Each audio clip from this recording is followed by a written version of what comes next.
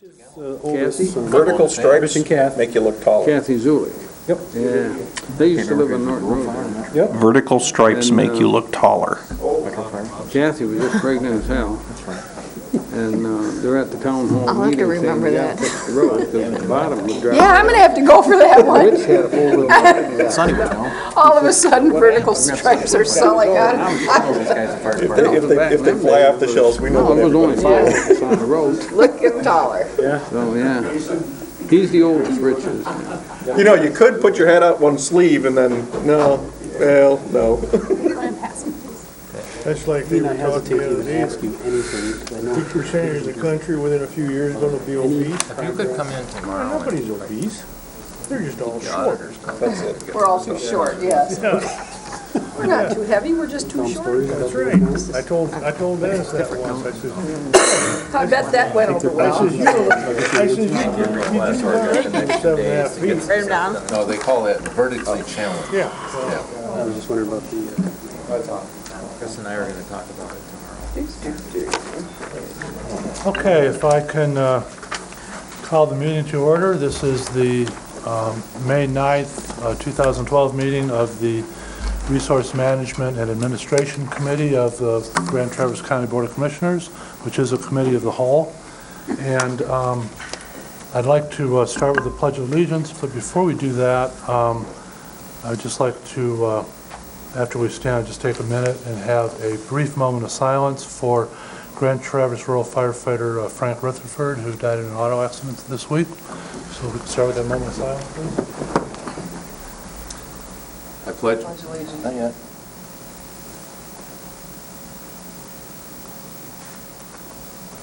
I pledge allegiance to the flag of the United States of America and to the republic for which it stands, one nation under God, indivisible, with liberty and justice for all.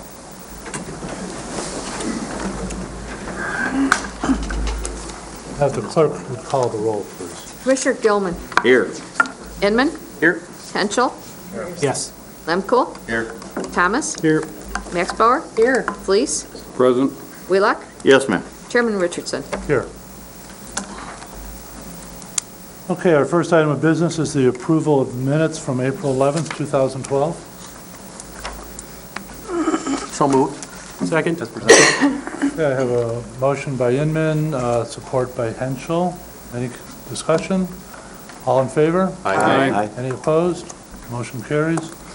Okay, this brings us to our first public comment, and if the clerk could read the rules for public comment, please. Any person shall be permitted to address a meeting of the Board of Commissioners which is required to be open to the public under the provisions of the Michigan Open Meetings Act.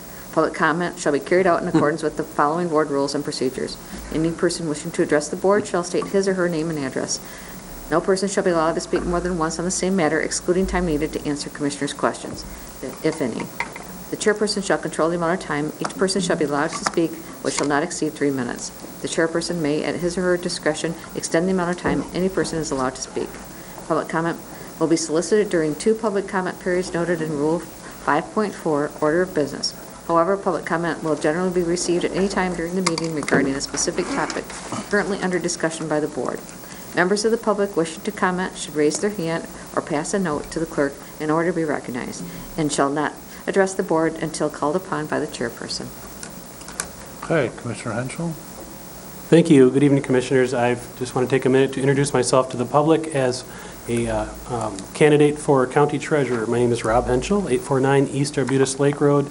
As you know, I'm a Commissioner currently representing District 3, Grand Traverse County, Chairman of the Finance Committee for the county, and local business person with my family business, Royce General Store and Henschel Hardware. It's been in the family for generations, so thank you for letting me introduce myself as a candidate for County Treasurer. Anyone else wishing to make public comment at this time? Okay, in that case, we'll close public comment. And the next item is the approval of the agenda. And before we do that, I would like to just say one thing on item 9A, which is maybe a brief presentation on TC Talus. Per the approval of the budget last year, we did not approve authorizing the funding for TC Talus from the county until we saw the organizational strategic plan. So that's what's being presented tonight by Matt Skeels, and I would hope that we could then, entertain a motion to authorize the funding for TC Taos that we authorized, that we approved in our budget last fall, contingent on this plan. So, I have a motion? Motion to approve the agenda as presented. Mr. Chairman, I'm sorry. I would like to also, if I could, add a discussion under new business in regard to ordinance 17. You've been sent the ordinance. You have Bob Cooney's notice here. I'd like to at least have a discussion about possibly moving forward with the 45-day public input process, and I'll explain that when we get to that, because we have to comply with the old ordinance Okay, requirements. Herb is, Motion to approve the agenda as amended. Well, I had one more item. first of all, you have an item also? Yes. Okay, go ahead. I'd like to add a third item under the county administrator, under D, to make it D3, discussion about protecting information up as far as beyond the county administrator to the, from the directors to the county commissioners, if I could, please. Okay. How do we label this? It's discussion about the county commissioner, or about the county administrator's position. But I wanted to have it there because it would follow through from our discussion. Okay, Herb, are you willing to? Yep. Okay, do I have a second for the motion on the agenda? Support. Okay, I have a motion by Lemko, support by Wheelock, Any discussion? All in favor of the agenda? Aye. Any opposed? Motion carries. No special orders of business? So that would bring us to the consent calendar. The purpose of the consent calendar is to expedite business by grouping non-controversial items together to be dealt with by one commission motion without discussion. Any member of the commission, staff, or the public may ask that any item on the consent calendar be removed therefrom and placed elsewhere on the agenda for full discussion. Such requests will be automatically respected. If any item is not removed from the consent calendar, the action noted, receive and file, or approval is approved by a single committee action adopting the consent calendar. A, receive and file. 1, Resource Recovery Manager's Report. 2, Conservation District Monthly Report. 3, Road Commission Monthly Report. 4, Commissioners' Assignments provided for information only. B, approval. 1, Dissolution of Solid Waste Management Planning Committee. 2, 2012 hauler license approval, Ridge Run Landscapes, and J and C Maintenance. Okay, is there any member of the public who would like any item on the consent calendar removed for further discussion? Okay, seeing no one, is there any member of the commission like to have any item removed? Mr. Chairman, I'll make a motion that the consent And calendar... actually, before you do that, I would like to pull A4 just to make a brief comment about it. Okay. Mr. Chairman, I'll make a motion to approve the consent calendar with the exception of A4. Okay, Support. I have a motion by Inman, support by Henschel. Any, well, I guess there won't be any further discussion on the consent calendar. By roll call, please. Commissioner Inman. Yes. Henschel. Yes. Lemkool. Yes. Thomas. Yep. Max Bauer. Yes. Fleece. Yes. Wheelock. Yes. Gilman. Yes. Chairman Richardson. Yes. Okay, now, the item that I pulled, which will be the next item of business,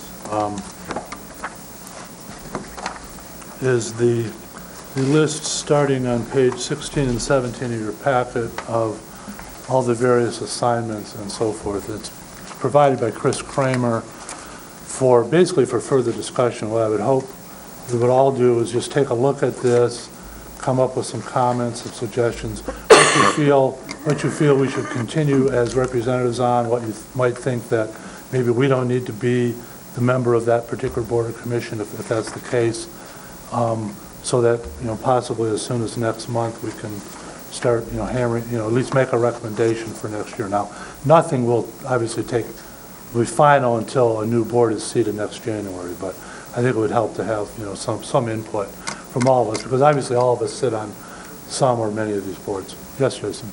Well, I would mention that, and with all due respect to the presentation that's going to be happening here shortly, for example, one particular item on here, since you brought it up for discussion. TC Tallis may or may not be here for the following year, so that's one less to worry about as far as the board assignments. Right, and again, I'm not attempting to start a discussion about this right now. I'm just asking that everybody just look at it and, prepare a little report or whatever, as you wish, and then we will talk about it,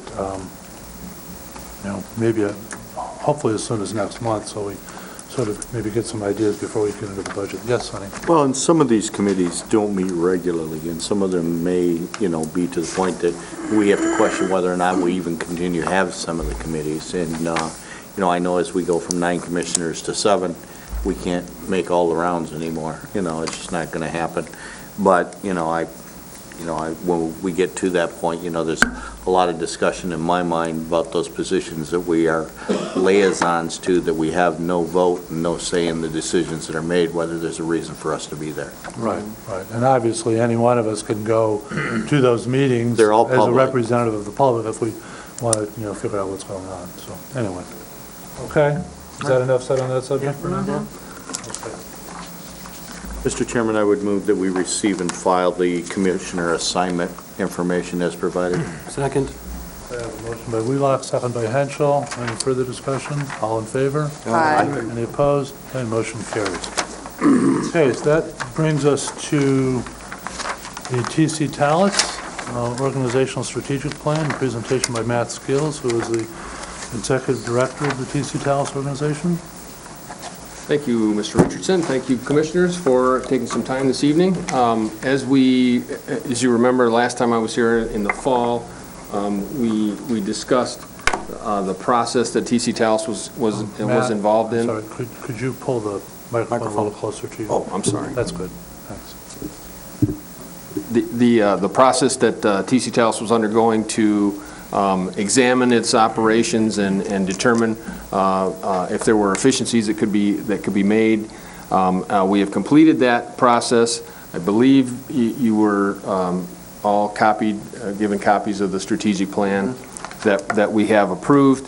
The board approved it in December of 2011, and we sent it to the Department of Transportation for their review, and that took a fairly long time for no other reason than the section department of the Lansing office of Michigan Department of Transportation was undergoing some pretty major restructuring, and their staff was reassigned and whatnot. So that took a long time, and we got the okay about 3 weeks ago, long story short. So that's why it basically took so long for me to come back here after the TC Tallis board did approve it. But I won't go through and read the strategic plan to you verbatim. You see it. I can certainly answer questions. I can just say in a bullet point form, I guess, the intent of our strategic plan was to, while maintaining the autonomy of TC Tallis and the TC Tallis board, the urban area focus, Traverse City urban area focus of TC Tallis, but to kind of come under the umbrella of the Northwest Michigan Council of Governments.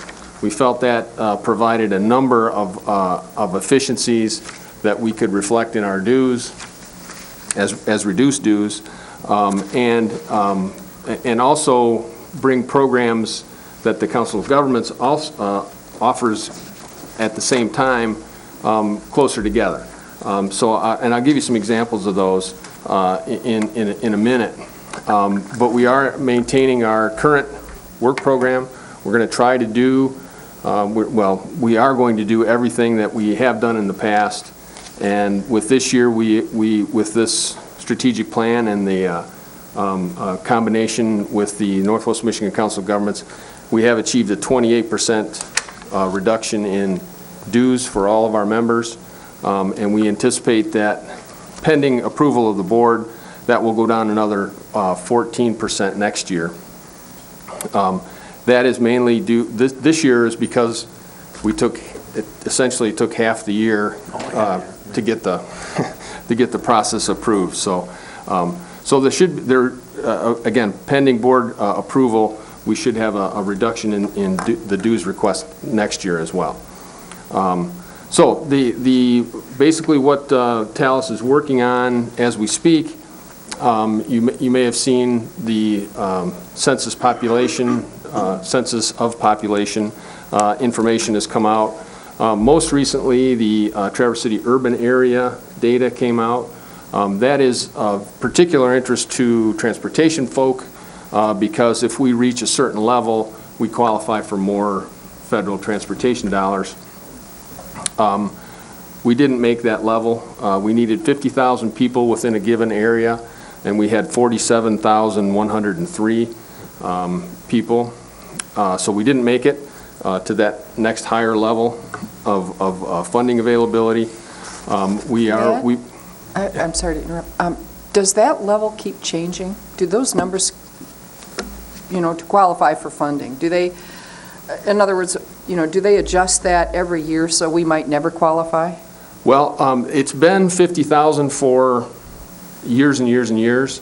There is discussion with the new Federal Transportation Reauthorization Act that they may move that level to 200,000. Okay. So essentially, we're never going to make it.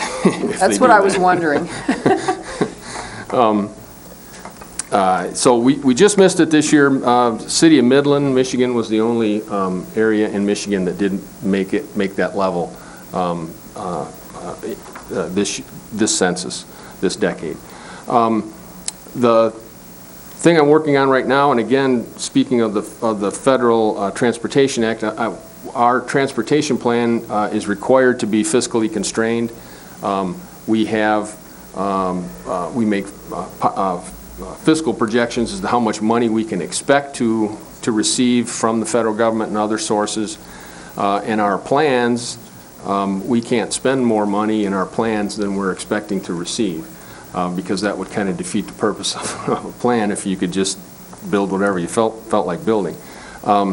So the problem with that is, again, there's no federal reauthorization. It's been extended I don't know how many times now. And so we're going to have to basically do our best to guess at what we're going to receive for the next 20 years.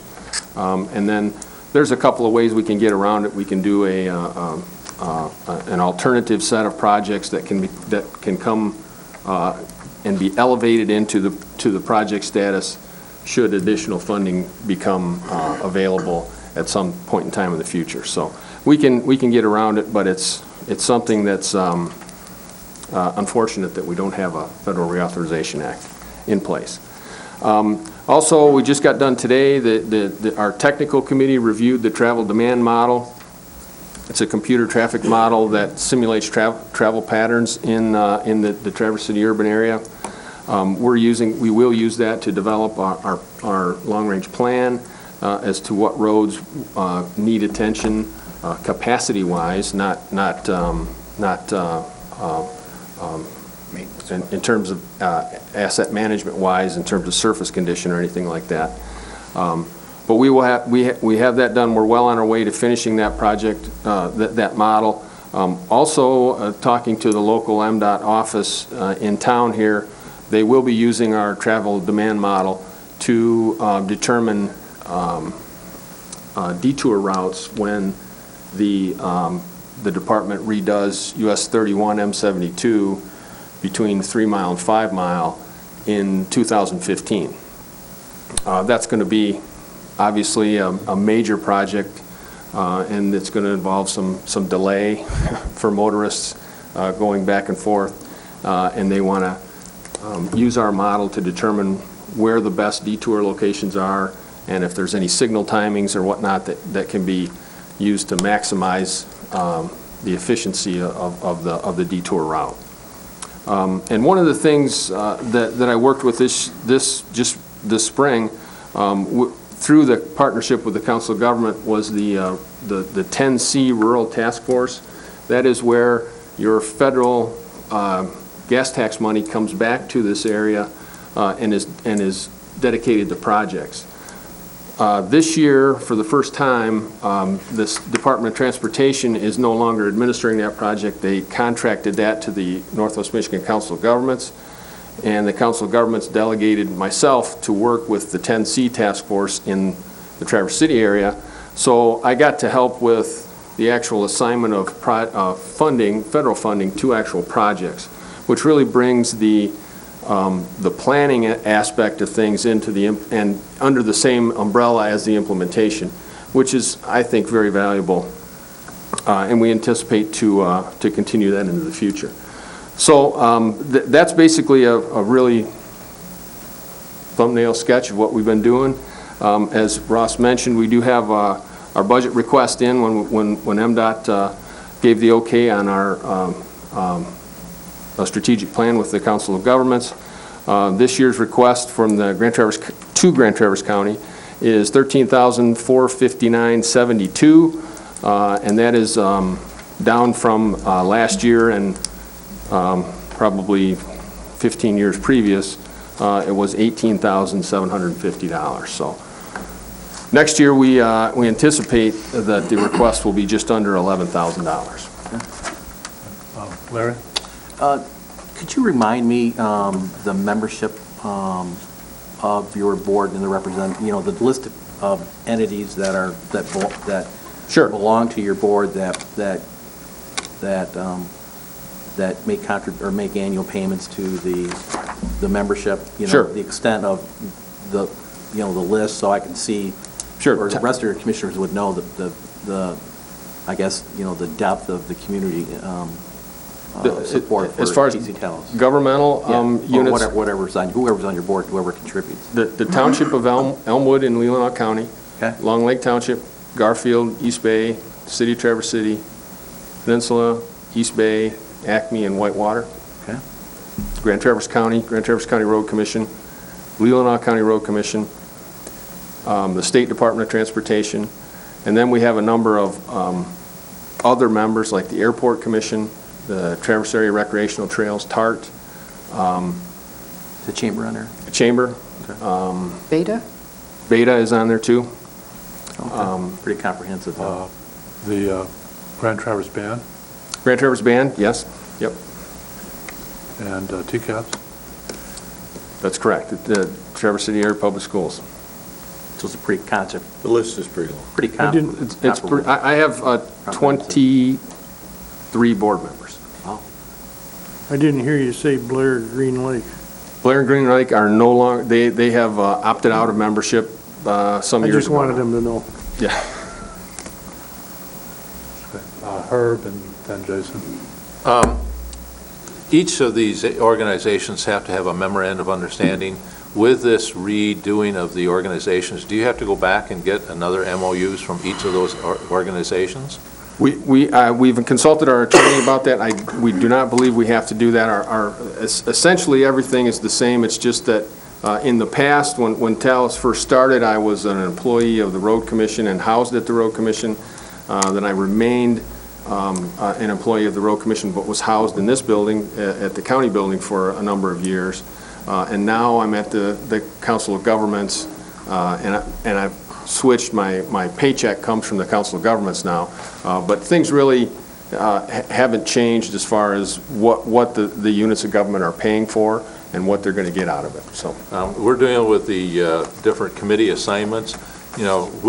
It'd be nice to know which of these people on your committee do we assign, or do we appoint, or do we not? We just appoint our commissioner. Just our commissioner Just your only? commissioner, yes. Yes, sir. Okay, 'cause then the school board just came on because they were an agency that was part of your organization or needed to be? Dealing with transportation issues. Paul Soma is currently their representative, and it's mainly for the networking and transportation. We make a donation, excuse me. We make an appropriation to the COG, and now we're making an appropriation to you, and they're both going to the COG. Is there a way to combine that appropriation rather than trying to make two separate appropriations? I can answer that question. You're operating under two separate situations. The Council of Governments has a separate interlocal agreement with 9 other counties and Grand Traverse, and their scope is much larger in size in terms of just Matt's program, And what they decided to do is just let MAG come in and use their building, and they would share in the administrative expense to lower the cost to all the local, all the members of TC Talus. And if they need some resource, you know, they would be happy to help them out. But that's the limit that they do. But, you know, 95% of the Council of Governments budget goes to the management of the workforce development and the what are those buildings that people come to when they're unemployed now? Michigan Works. Michigan Works, the management of Michigan Works. So it's a totally different scope of work and tasks. And TC Talus was just brought in recently as a way to extend an arm out to lower the cost for its members. And they had some availability for space for him to use. So it was more of a complimentary thing. So do other communities in the COG area have a TC Talus board? No. So do we really need it? I mean, I understand what you're saying here, and I've always been a huge advocate for it, but when we start changing all this kind of stuff, we're looking at how do we do it? How do we make it more efficient, and do we actually have to have it? So.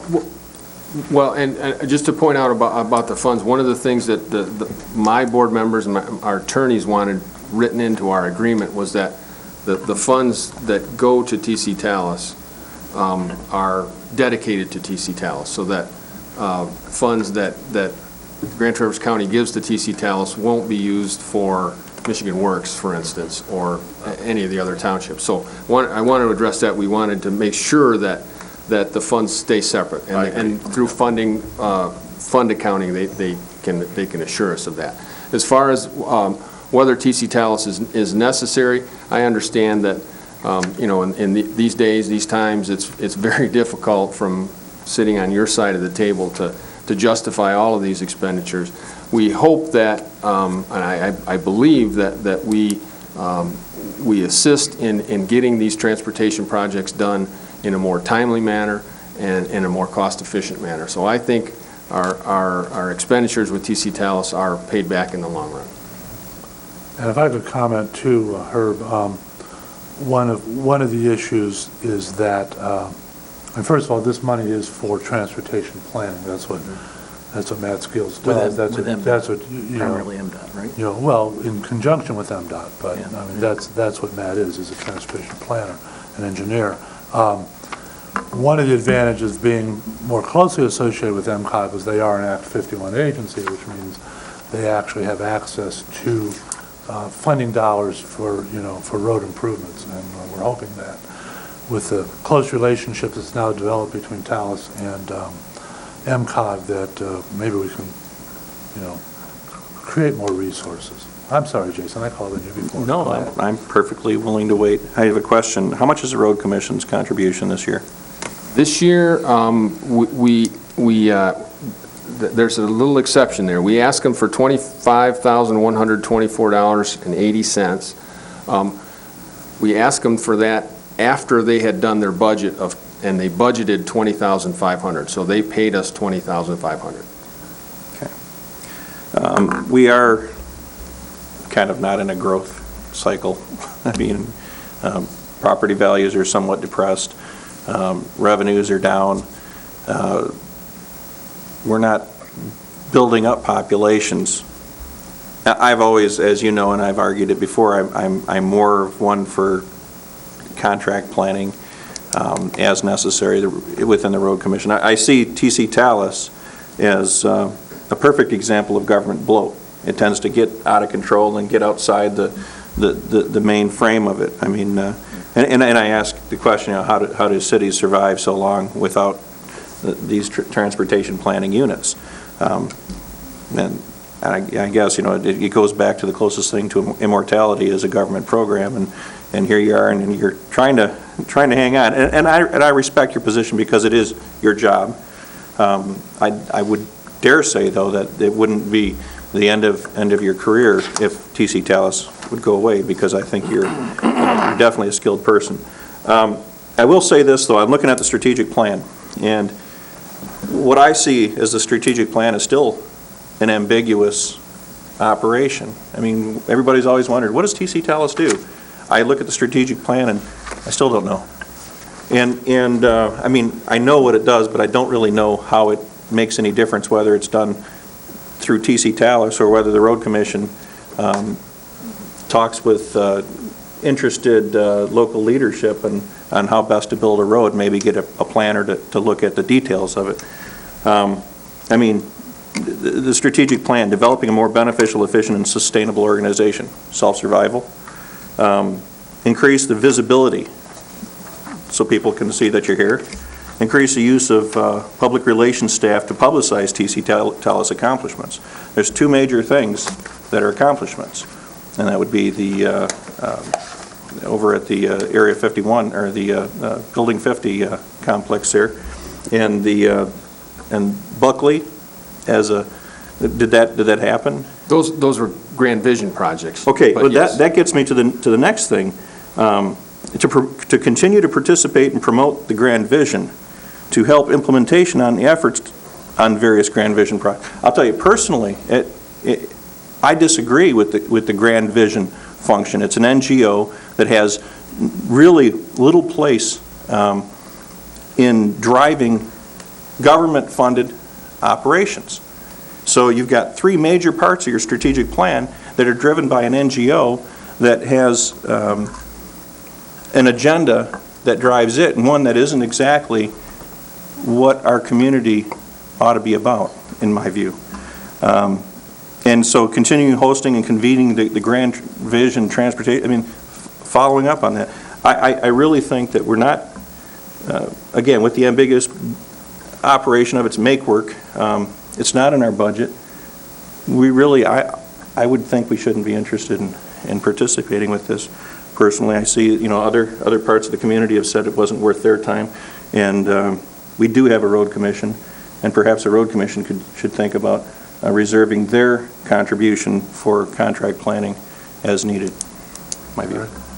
Well, I guess my viewpoint, I can see some of your viewpoint, Jason, in terms of some things they want to accomplish in their strategic plan, and that is really having a better informed public about what they do. And since you really got a really comprehensive membership throughout the community, all striving for, you know, state and federal dollars to improve our road system is primary in our all of our communications with the public and our strategic planning and working with the road commission. The public will tell you their number one issue is roads and condition of roads. So, you know, given that you play a major part in attracting and gaining funding to make these road projects happen and coordinating even with the city, I think it's worth the investment myself to have this continue to strive through those goals. So I'll make a motion that, and I believe, it's my understanding is we have it in the budget, but we've agreed not to fund it until we review the strategic plan, as Commissioner Richardson indicated. So I would make a motion that the Board of Commissioners approve the amount of $13,459.72 for the 012 year for the TC Talos membership fee. Support. I have a motion by Inman, support by Wheelock. Jason? And this is something, as you recall, I had attended some of the earlier TC. I wanted to understand what it was about, and I got a pretty good picture of what it was about in the short time that I was there. One of the discussions, if you recall, I asked the question, what are we getting back as far as road dollars from the federal government? You know, here part of the thing is to spend money. You know, we have a whole bunch of money that we're trying to wrap up so we can spend money, so we can beg off the federal government to give us back some of our own money that we're sending in. Now, if the organization existed to put a stop to us sending the money to the federal government in the first place and keeping it local, I would support it. But that isn't what it's about. It's about wrapping up a bunch of money and trying to find new and more efficient ways to beg our money back from the feds. And that's the other part of it, of course. And for example, we said on, you know, a couple $1 million for nearly 10 years, it seems. How long was it? 8, 10 years, 6 years? Well, If you go back to the original iced tea legislation, that was 1991. Yeah, okay, so it's, But in all fairness, that earmark was to the Department of Transportation, it wasn't to TC Talus. So. okay. But we were trying to figure new and efficient and better ways to ask for more of it and the ability to use it. I disagree with it. And I think that we need to concentrate on ways that we can stop as local communities and through our state to stop sending the money forward to the feds so they can only give us pennies back. Okay. If I can make a couple comments. First of all, we did budget last fall $18,000 for TC Talus, and that was approved contingent upon the strategic plan that Matt has presented today. And we are only being asked to appropriate here $13,459, so we're saving a little more than $4,500. I mean, I think one reason, if I can just quickly address some of your philosophical comments, Jason. I think one reason that the state and the federal government are involved in transportation is, I think the way it used to be, at the birth of the auto age, say 110, 120 years ago, is that every little local unit of government sort of did their own thing, and that didn't work very well when it came to figure out how we had to get from here to there. And obviously one function the federal government provided was a stitching together of the country with the transportation system that works. I mean, if you go back to the Eisenhower days and the whole interstate highway system, I mean, that is not a project that could have been taken on by a state, much less a municipality, much less a county. So I think that's why the federal government is involved, and to try to provide some coordination of overall transportation planning. TC Talus is just our little piece of it down here. Sonny. Well, I think a couple things. One, I'm not happy about our community and the state of Michigan being a donor state to the federal government either. Mm-hmm. But the fact is, I can't change that right now. We're working at it, but I can't change that right now. I think what TC Talus brings to us is a regional planning organization. The participation by surrounding counties is huge, because it doesn't do us any good to fix, any one of our roads if we stop at the county line and the road doesn't go from there. We don't live in a vacuum. We have to look at transportation regionally. I think a while back I read something that 85% of the people within the 5-county area work in Traverse City. They can't get here if we don't have transportation modes to get here. I still dream that someday we will actually see the other half of Talus, and that is transportation and land use. We get the transportation piece. We spend a lot of time talking about the transportation piece. We just can't quite get to that regional land use planning. I still have a dream that that's going to happen, that we're actually going to see transportation and land use on a regional basis. And because I do believe that's what's best for Northwest Michigan. And, I keep supporting Talus because I believe in the regionalization of planning. Because if you don't plan regionally, you just are working in a vacuum. Dick? Yeah, just a question for Matt. As far as history is concerned, the reason why townships joined Talus in the first place was to make them eligible for federal funds, is that right? Correct, yes. But that's not the case anymore? Well, if we were to make that population threshold, yes. Oh, because I didn't hear you mention Peninsula Township, and I know they used to be in too. I apologize if I did. They are in. They are in? Yes. Okay. But anyway, just so you'll know that originally, because I was on the original Talus board, that the reason why the townships had to join was to be eligible for federal funds. So that's why we got into it. Jason? As far as land use, no.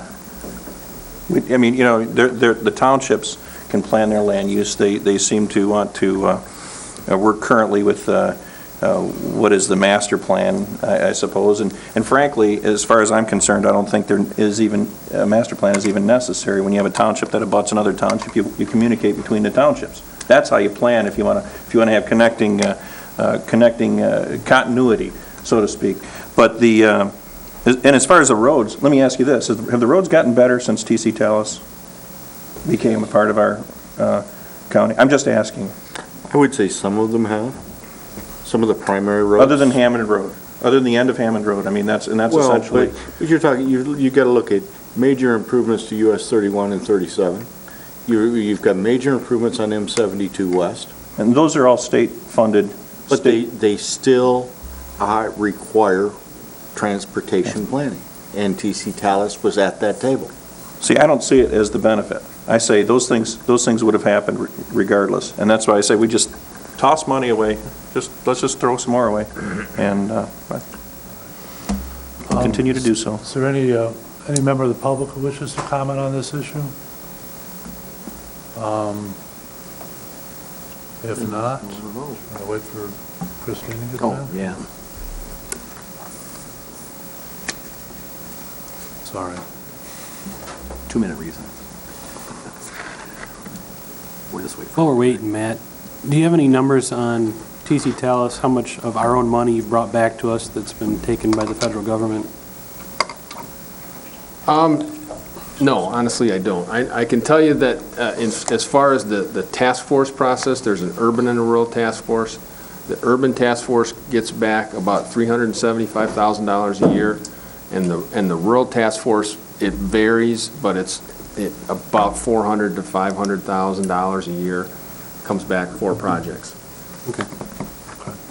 All right. With that, I think we are ready to vote. Does everybody understand the motion? Okay. And then next year's 11,000 something, you said? Just under 11,000. Oh, okay. That's even better 10,008, news. I believe. All right, Well, okay. we haven't budgeted that yet, so we'll cross that bridge when we get to All right, it. all right. Commissioner Henschel, Yes. Lemko, Yes. Thomas, Yep. Axbauer, Yes. Fleece, No. Wheelock, Yes. Gilman, No. Inman, Yes. Chairman Richardson. Yes. Okay, motion carries. Thank you, Matt. Thank you very much. Which then brings us to facilities management. Danny, if you could introduce yourself. Good evening, Danny Brown, Facilities Management Director for Grand Traverse County. I'm here for approval for irrigation at Twin Lakes Camp. I won't read all this, but I'm sure everybody's got this workup sheet here. If you water it, you're going to have to mow it. I know. But you ought to see it now. It needs water bad. You haven't seen my house, have you? No. Mr. Chairman. But I would ask that you would accept the proposal for $11,340 from Ground Level Landscaping. Okay, we'll start with Larry. I would make a motion that we accept the proposal from Ground Level Landscaping in the amount of $11,340 per the recommendation of Danny Brown for irrigation installation at Twin Lakes. I have a motion by Fleece and support by Wheelock. Discussion. We'll start with Sonny and then we'll go to Jason.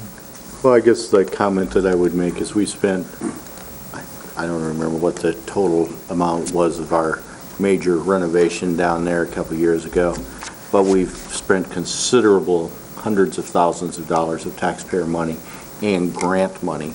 You know, a good piece of it was grant money. And in order to preserve the investment that we made, we needed to do something about fixing the grass, because otherwise we're going to have an erosion problem and we're going to start to lose the landscaping and the plants. You know, we irrigated some of the plants, not all of them, but we irrigated some of the plants as part of the original plan, but we didn't irrigate the grass that's around them, so they kind of look a little goofy down there this spring. So, you know, without question, I think we've made a considerable investment to the improvement of Twin Lakes Camp. We need to ensure that we get the grass to grow to make it look like it belongs there. Jason? For about $100 worth of hose and a spray head, we've got a guy who's generously paid to live on the property. You know, I mean, I'll tell you, frankly, to the board, I would like to at some point discuss contracting out the facility and letting somebody pay us to run it in a profit manner that could benefit the county. And the way that we operate it right now, it's a little exclusive in some situations.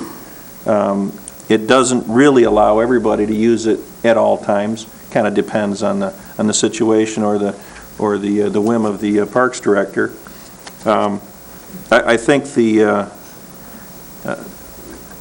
it costs us a lot of money, and we're going to add some more money into it, and we're going to keep putting more money into it. We bought a mower last year. We're going to buy an irrigation thing this year. We have a potential liability with things that happen in the water there, as we've seen last year. The county is at risk, and it doesn't serve the community in the whole, but we're all at risk. So I am not going to support this. Really, I appreciate all that you do, really, but in this case, I don't think we should be spending it 1 more cent in that place. I just got a question, maybe Sonny knows it. Isn't there some deed restrictions to that properties on what we can do with it? Would privatizing it have?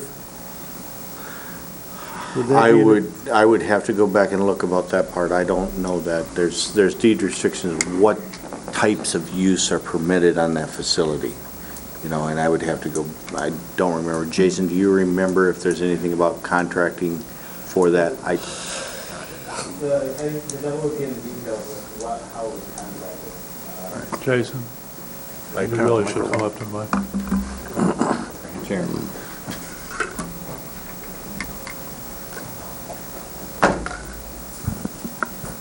In discussion, I'm not adequately prepared. I didn't anticipate being put on the spot like this evening. You showed up.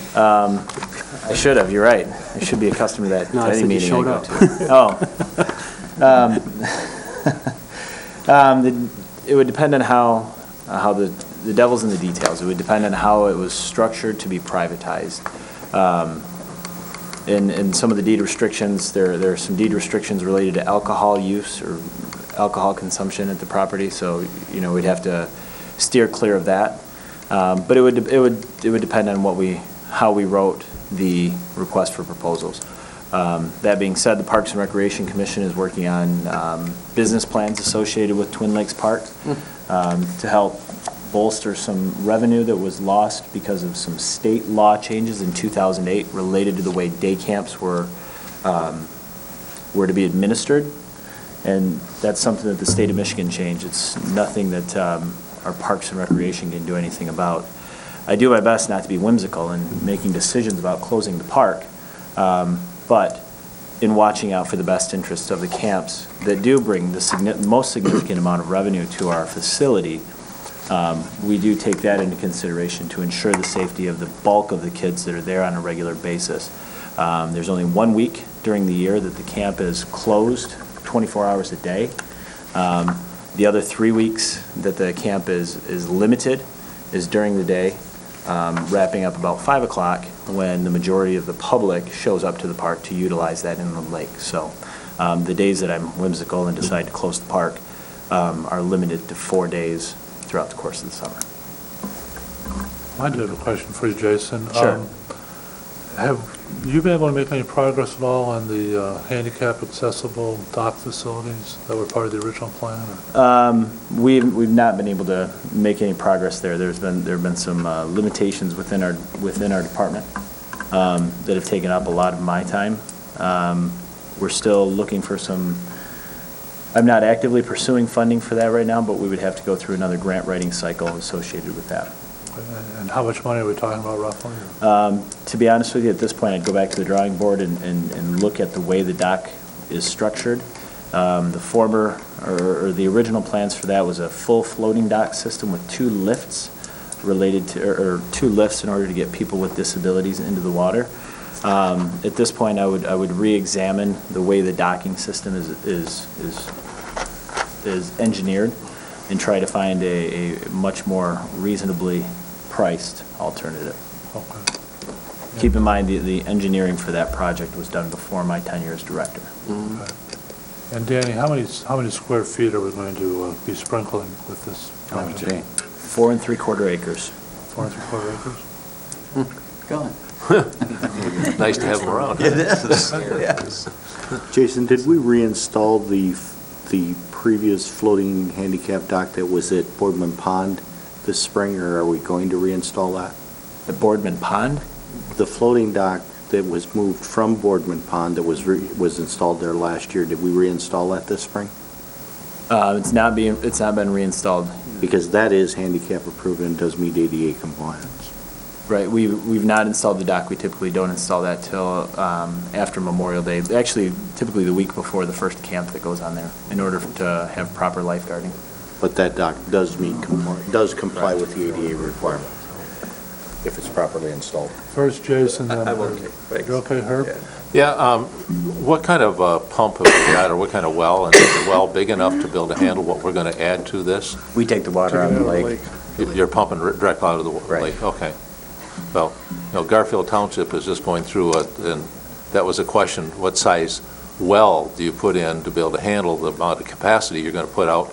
And then how long is it going to take you to water the area that you're talking about? I mean, are you looking at a 5-hour window to water it, 8-hour, or are you going to water it in numerous Well, segments? there's many factors that contribute to that. It's the size of the head, how many gallons per minute you put out. But that was so on and so forth. that was the discussion last night at Garfield Township. Yeah. And so I don't know if you put that in your specifications when you looked at this as to, is there a window that you want the whole place watered by a certain time? And do you have to increase the size of the head in order to get that capacity? You do, but it's an engineering process that you go through. And not only that, but there's some existing irrigation that's out there. So this is probably going to be an all-night thing. It'll probably, I don't know the exact time that we would be able to run through every one of those zones.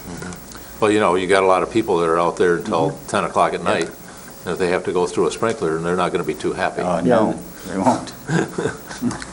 Jack and then Larry. It'll probably be set up in zones, It is. and you yes. don't want it watered every day anyway. Right.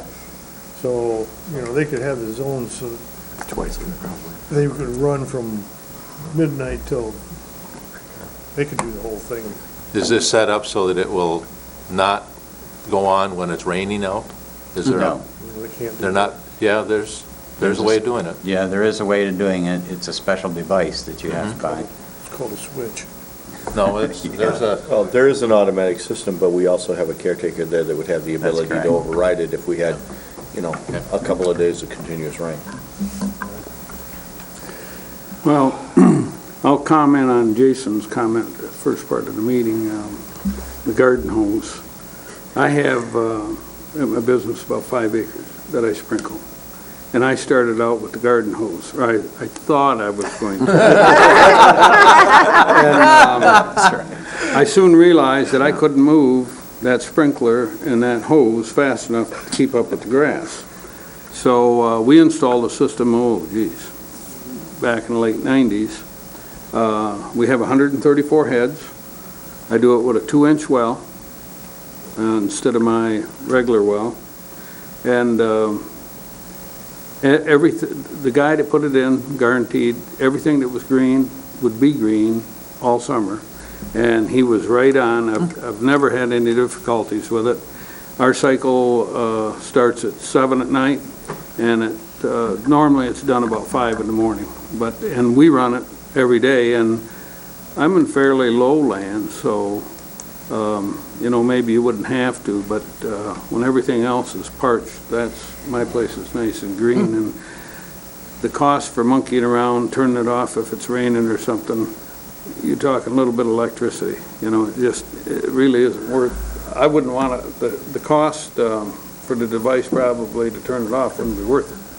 So. Rob?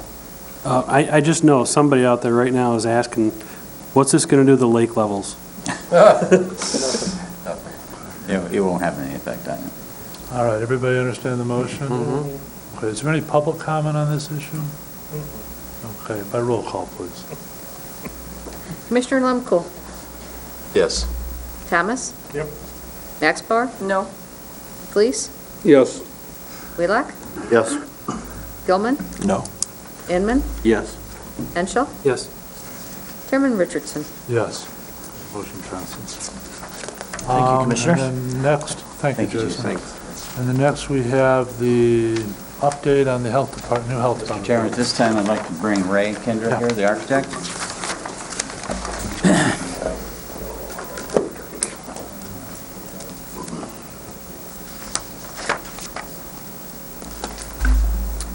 Well, I'd like to thank you for allowing me to come and give you an update. I haven't seen you since the project started, and one of the reasons that you probably haven't seen me is because everything's been going very well. We're on schedule. Obviously, the winter this year was very favorable for construction, so things have ran smoothly. I did bring some pictures with me just to give you kind of a look at what's happening today, so I kind of cropped a few pictures together here at the front of the building, and you'll notice on the right-hand side of the photograph, there's all the masonry is complete, so they're making good progress in the last week or so with the masonry work, and it's started at the corner by the entry there in the middle of the picture, and then it's worked around to the south, and now they're on the east side of the building. What you're looking at there is the west side of the building, so that continues to go well. There's been a lot of site work activity happening in the last week or two, so you'll notice a lot of heavy machinery out there shaping the ground and putting sewers in and water lines and so forth. Here's a close-up detail of the masonry work. We are very happy with the way this is looking, very attractive, will be low maintenance for the county. The roof will be the metal roof that we talked about earlier on the project, so that all that material is actually on site. There's material stored there that you could see, and they'll start putting that on in short order. If you notice, it's hard to tell from these photographs, but on the right-hand side and the left-hand side, there's underlayment material that will allow the roofing to be start to be installed. So we're going to see that activity firing up pretty quickly here. Here's just a closer photograph of the masonry work that's complete to date, and the windows have all been set, so we're approaching a weather-tight envelope very quickly here. This photograph here just shows you a look to the east, looking at the entry driveway. You can see the building on the left. The site's fabulous. It looks very nice as far as the amount of trees that were able to be saved and kept in place, so it's going to be a very well-landscaped site just by virtue of what we were able to save and allowing for future work out there. This photograph is standing in the entryway looking to the north side. You'll notice that the slab is poured there. The basement is underneath where that slab is. They're working right now on fire suppression. I've been told as of today that north side attic has all the rough-in for the fire suppression is in place.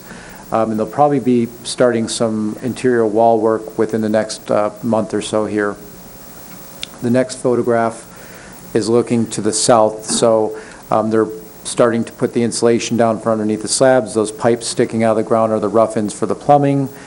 So all trades are on-site working, electricians, mechanical contractor, masons, concrete work, carpentry with the wood trusses. This photograph shows you the lower level, the EOC, the basement level, and again, slabs are in here, rough plumbing's in, so there's going to be starting the interior walls down here this week, which is actually concrete masonry units, so that work will start to be occurring again pretty quickly. So there's a lot of activity on the site, and everything's going very well is what I'd like to report. So if there's any specific questions anybody has, I'd be happy to answer them. Jason? I'd just like to say I've been driving down by there every day that I go to work, and it's really been coming out neat. I noticed there's one spot in the roof that you're keeping open. Is that because you're going to have to drop something in? That's part of the sausage that gets made on a project, that there was some roof truss issues, nothing that will cost the county anything, but it just took some time that the truss manufacturer had some errors in their trusses, so they had to rip out a few trusses at their own expense and replace it. We're going to have a real gem, I think, by the time we're done. It's going to be really nice. They had some significant roof truss problems, I understand, in one area. But again, it was... It's not our cost. It's not our cost, so it's one of those things where, Hallmark was very much on top of it as far as staying on top of their subcontractor. Jeff Crozing, the superintendent of the job, is fantastic. Denny can attest to very conscientious, and it's just been a pleasure so far. So with the roof going on, we're very pleased at where we're at with everything budget-wise. We're virtually on budget. I think there's been a few unforeseen things that always crop up on these jobs, and I think we're somewhere in the neighborhood of 0.3% over or into our contingency right now. So we're virtually on budget. So And just to remind you, if you have any problem with those Garfield Township folks, just let us know, okay?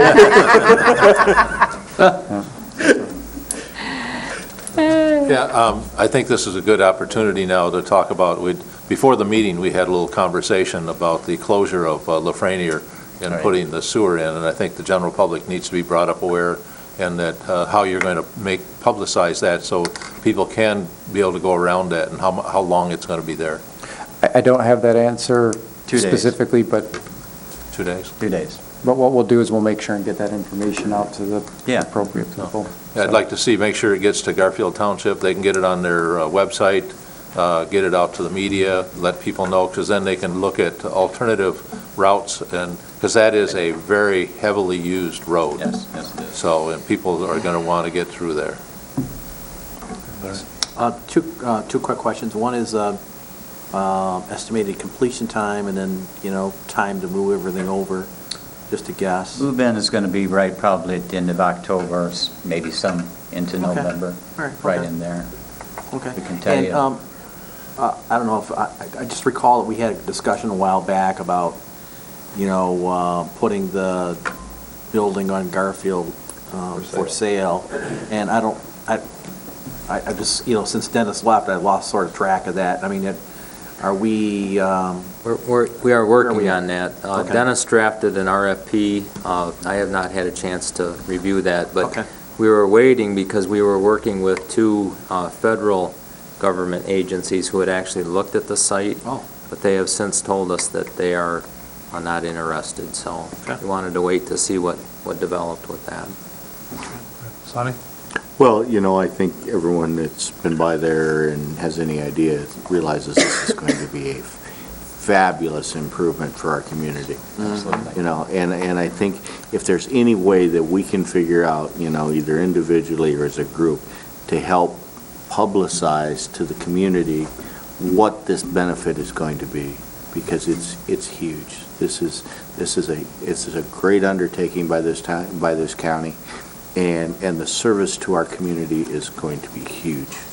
And the fact that it's a turnkey operation, we haven't had a year and a half of trying to remodel in a room that was 40% undersized already, so. Yeah, that'd have been very difficult to do. When we talked about the remodel in the first place, I said, there's no way, it can't happen. I've been in a lot of job sites, and there's just no way. And you're right, Jeff is fabulous to work with. Yes, he is.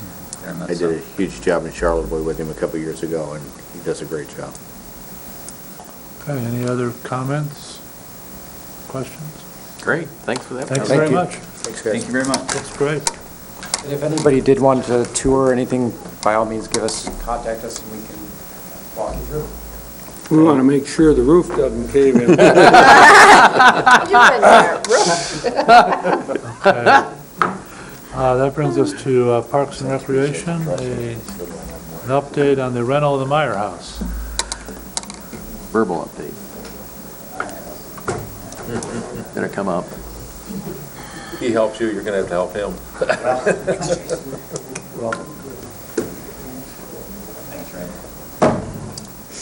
Good evening, Commissioners. Jason Jones, Grand Traverse County Parks and Recreation Director. And Trace Starman, Executive Director of the Grand Traverse Conservation District. I'm here tonight. Our County Parks and Recreation Commission, as they're going through their new strategic planning process, mentioned at our last meeting that they would like they would like to build a better relationship and build communication between the Parks and Recreation Commission and the County Board of Commissioners. They're looking to do that two ways. One way has already started with our President of the Parks and Recreation Commission meeting on, I think, a quarterly basis with the Chairman of the Board of Commissioners, as well as having me come to you more often on a more, I don't want to say on a regular basis, but as time permits and as projects are moving forward that are pertinent to both Parks and Recreation and the County Board of Commissioners. So tonight, this is the first meeting. You'll see more of me, either fortunately or unfortunately for you, typically with one of our Parks and Recreation Commissioners here to support. So today I wanted to touch briefly on a project that our Parks and Recreation Commission, our department, is working on with the Conservation District. We have a home, the Meyer House, which was donated to Grand Traverse County, I believe, in 2002, I believe. The house formerly housed some interns for us, and then it's sat dormant for a couple of years. When Tree came on board with the Conservation District as their executive director, he approached the county and said, hey, can we rent that facility from you to house some of their seasonal employees? So we started that process, and through that process, we found that, around the same time, we found that there was asbestos to be abated in the Meyer home, which pushed us back and pushed back some of the improvements that we planned on doing out there in order to make the home ready for the Conservation District to move forward with moving in and having a approximately 36-month lease with the Conservation District. We worked with Danny Brown, and thank you, Danny, for the work you've done on the asbestos abatement and pulling together the quotes for the improvements to the home to make it move-in ready. And we're at the point now where we're ready to start discussing a contract with the Conservation District or a lease agreement with the Conservation District. This is a decision that will be ultimately made by the County Parks and Recreation Commission. But over the past couple days, we've kind of taken a step back because Trees presented an opportunity that we're going to continue to explore, that the rental of the Meyer House would not only benefit the Conservation District, but has the opportunity to benefit a few other organizations in our community and to open up that facility to make a better home, I guess you could say, for a few different individuals in our community that are parts of different organizations. So I'm going to let Tree take over from there. Sure, and this is, again, in the early stages of discussion, and this would be a partnership with SEEDS Youth Corps, Child and Family Services, and Third Level Crisis Center. And again, I'm a novice in this, so I'm going to explain it as I understand it right now. We're setting up a meeting next week to discuss it further. But the idea is they have a program, the Elements program, where they provide transitional services for children aging out of the foster care program, and they're looking to provide them with life skills training and basically effectively learning how to take care of themselves and be out on their own. In that transitional program, they've connected with the SEEDS Youth Corps to provide job skills training for the work that the SEEDS Youth Corps does. We work with the SEEDS Youth Corps extensively on our Parklands program, including in the Natural Education Reserve.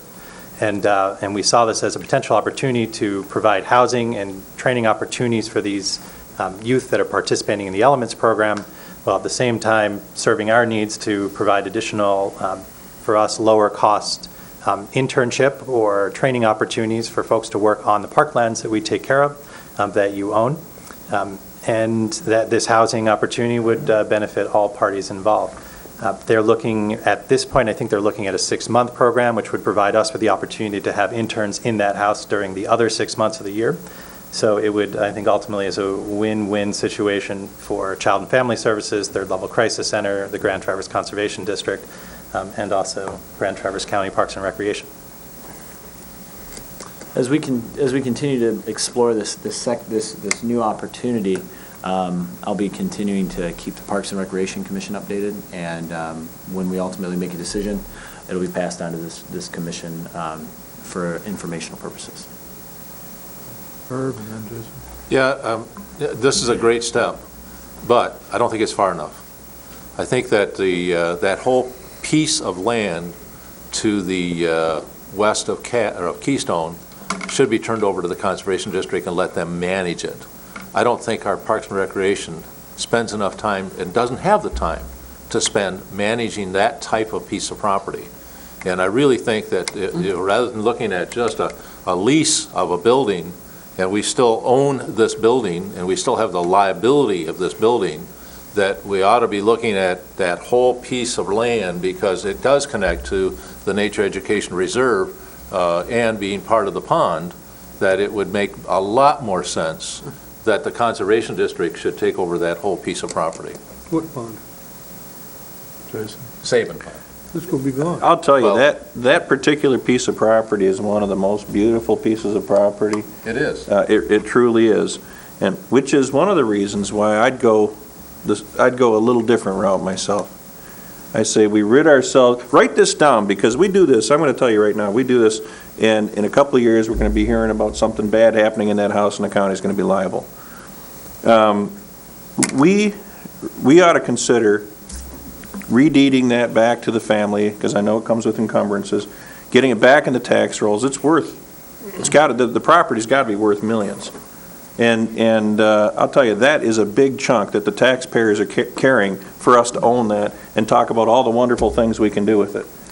I mean, I don't think it's responsible to go forward and invest ourselves in more activities and more liability when we're already sitting on a liability that's there right now, as that thing abuts down to the mud flats in the back where, you know, who knows what's going to happen if somebody goes and decides to walk into the mud back there. Joe Meyer's two boys didn't want any of that property when we made the deal with them for that and the most of it across the road.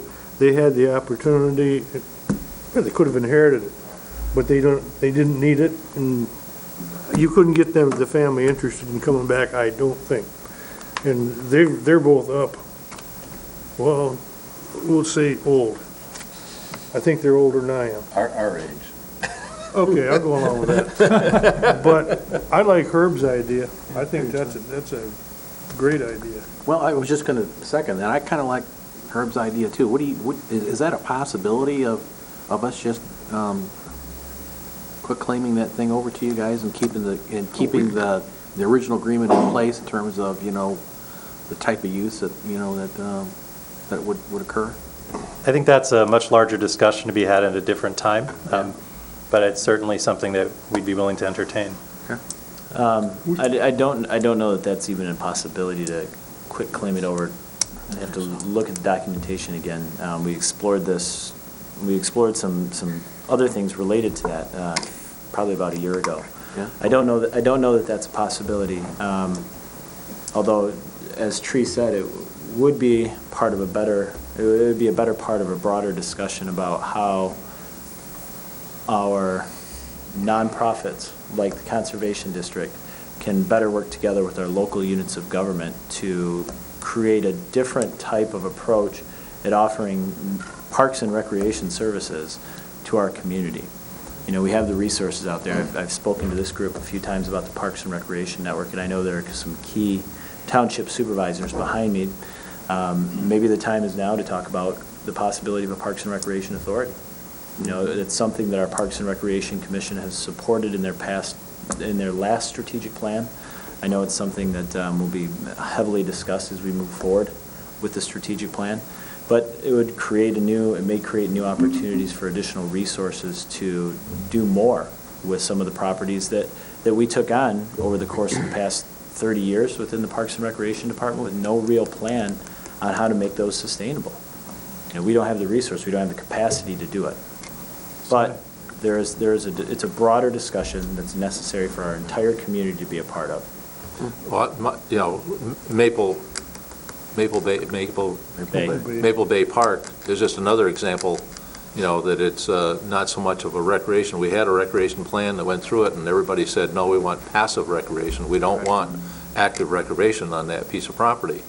And, you know, I just feel that the Conservation District their principles are more attuned to taking on that type of property and managing those properties rather than trying to do it as part of a parks commission, so to speak, to be able to be responsible for that.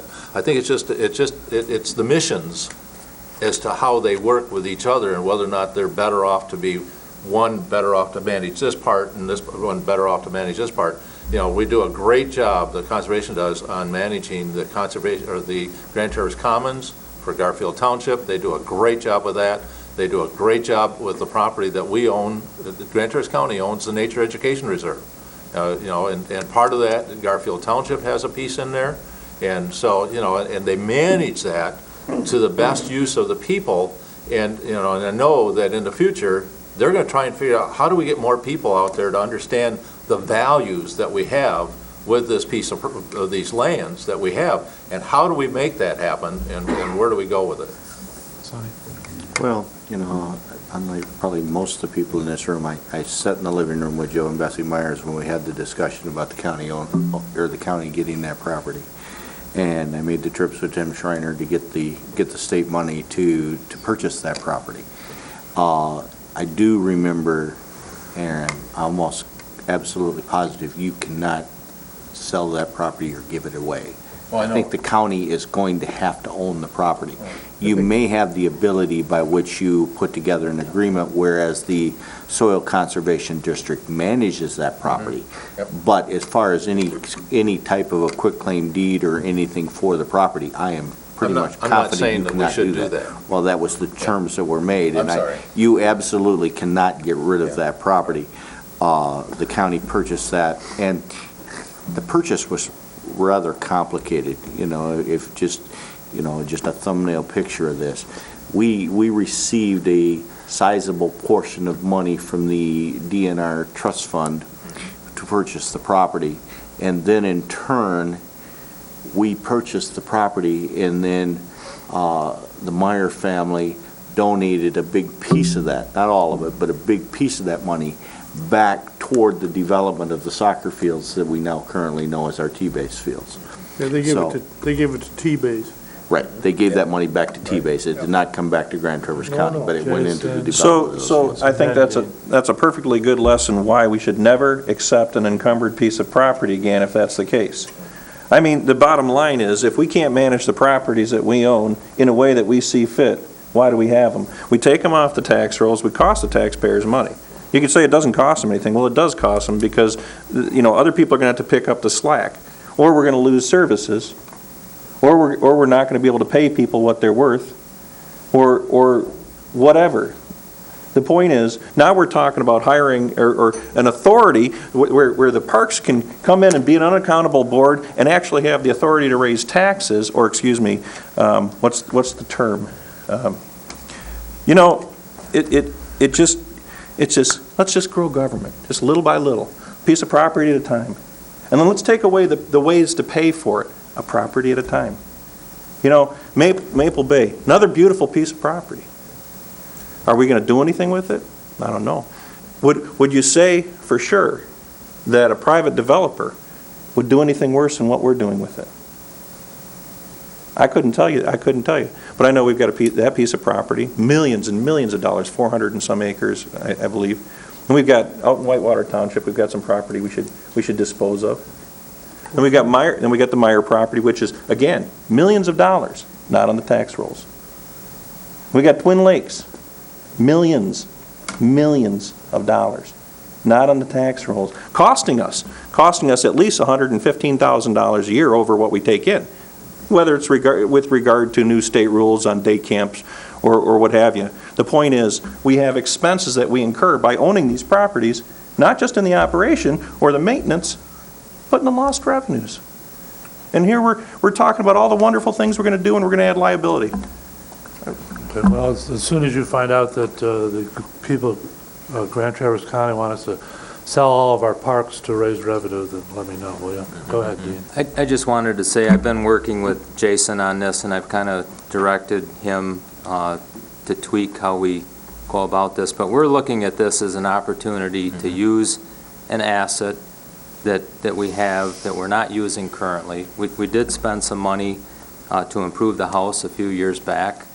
I've got risk management concerns with this property by not having somebody in that house. This accomplishes a number of things for us. We utilize an asset that we're not using currently. We can use the rent that we'll generate to pay for the cost of the improvements. And it solves, by having somebody on that property, that we avoid a huge insurance potential risk from just having eyes and ears there. And we also partner with one of our current partners, the Conservation District. So despite everything I've heard, I think this has a lot of pluses, and I think we should allow the Parks and Recreation Commission to look into this. Do we need to make a motion to do this, or can Parks and Recreation do this? I think this is just verbal. informational. This is the verbal. This is just an Okay. informational Good. piece. It's fully in the Parks and Recreation realm. Okay. Thank Any you. other comments? Just a question. Yes, Jason. What's the cost that we're looking at as far as remodeling, remediation, fixing it up, making it habitable? We have, Danny has, I think the abatement is about $4,000, which we have to do either way. And Right. then there's about a $9,000 cost for the improvements to make it livable. Correct. And the rent that we can generate would cover that cost inside of 2 years. So there's a And then you're talking about- very short payback. Okay, and then as far as, are you going to be paying somebody, an intern or somebody to be staying there with people? I mean, how does this work? They'd be leasing it to us, and it would be our responsibility. So there would be no additional cost to the county for that piece. Okay. Thanks. Thank you very much, folks. Thank you. Okay, Human Resources, the staffing plan amendment for the Health Department.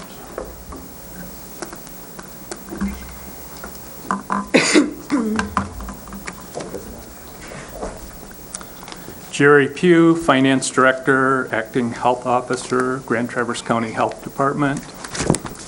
As you recall, last week we brought a couple contract amendments to you where we received additional funding for our 2 adolescent clinics, which totaled $45,000. We've kind of worked out our ideas as to how we're going to utilize that increased funding, and part of that is to increase our nurse practitioner time to help expand services at the 2 clinics during the current contract period and future years. So this staffing amendment is to accomplish that. Jason?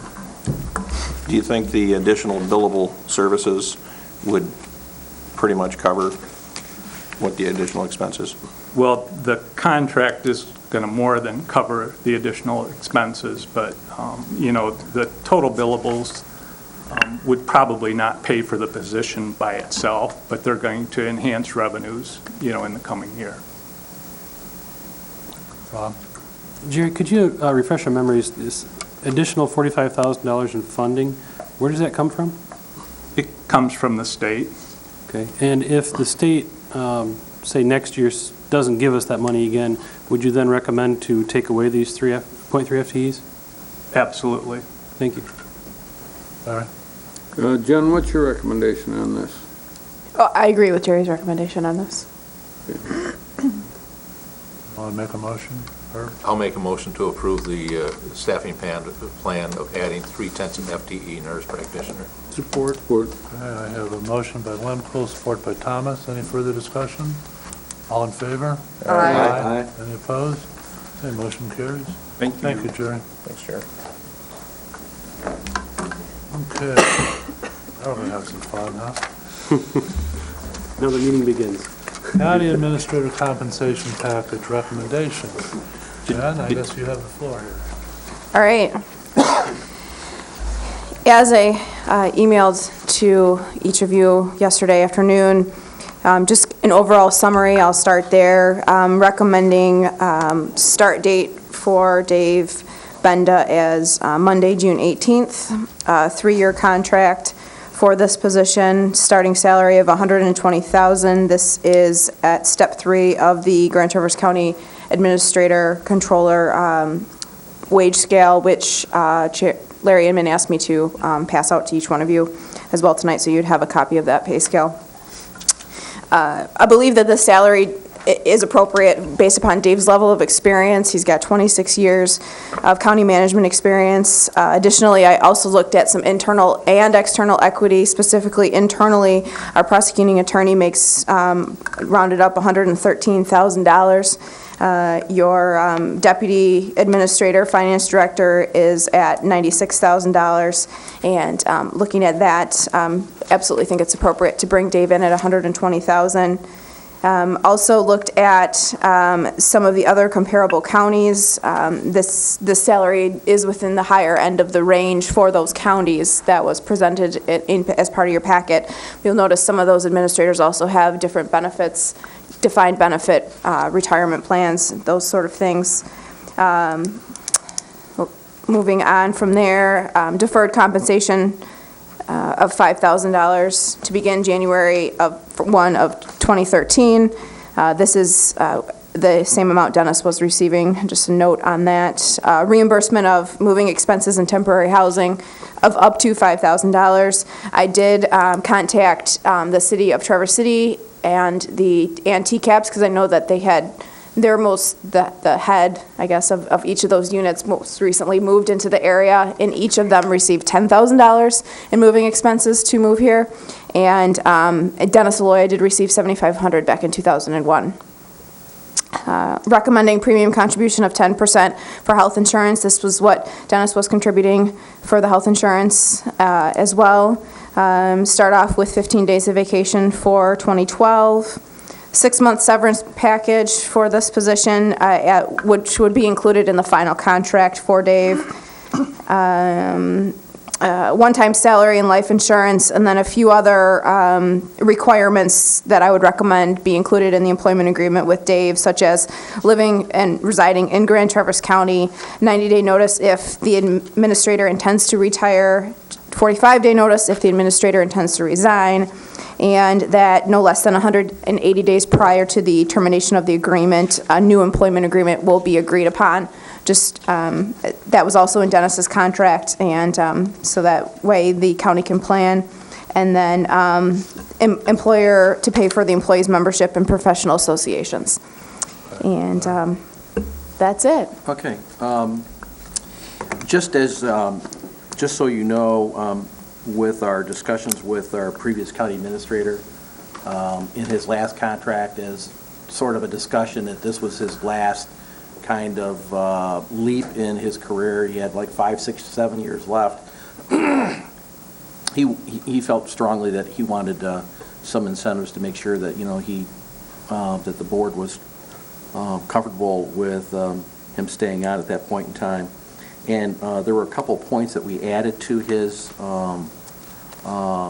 agreement, compensation agreement, that were, I thought, a little unusual, but the board agreed to that. The first one is he asked if his car allowance of $5,000 could be added to his deferred comp, and the board agreed to that. And as you know, we've discontinued the car allowances for all of our elected officials. So maybe, you know, to be consistent with our new administrator, maybe we would remove the if that is indeed the compensation for the car allowance item, then I would be in favor of probably removing that item, because he would get the normal compensation for deferred match like every other employee would get here at the county. And we did add the 5th week of vacation. I think everybody else gets 4 weeks. Is that correct, Jen? No, it's graduated based upon your years of service in the county. So what you have right here is normally what any other employee would get? No, it's not. It's a little bit more. Okay, so they would get 20 days instead of 25 days? So much. I'm recommending 15. You're 15 right off the bat. And The then, normal employee would get 10 there. Oh, I see. But in terms of the total maximum vacation days? The maximum allowable is, you mean to roll over from year to year? No, just that everyone would get on an annual basis, managers and department heads and those kinds of elected officials. Again, it varies based upon how many years of service you have. So it's graduated. So do any of them get that amount, the 25? Yes. They do? As you get up in years of service. Oh, so that would be normal then? All right, okay, that was the only question I had, is the deferred compensation, if that was the auto allowance, I would just suggest we take that out. And I'll let the rest of the board decide how they want to fit the starting salary. I did have a question about how was the start date arrived at? I was discussing it with Dave. He was, if the board didn't make a final approval until the end of the month, that would be 2 weeks, the Monday after, 2 weeks after that, for him to be here. He does not want to, until anything's final, make any arrangements in terms of where he needs to live. Okay, were there any discussions with him on the compensation? Or? Yep, I had discussions with Dave regarding all of this. Okay. Larry, then Jason.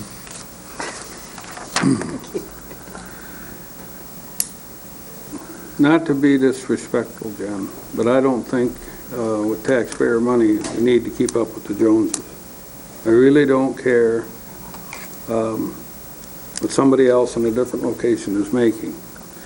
And my recommendation, I don't know why we would hire anybody off the get-go and give them a 3-year contract. I'm not in favor of a 3-year contract at all.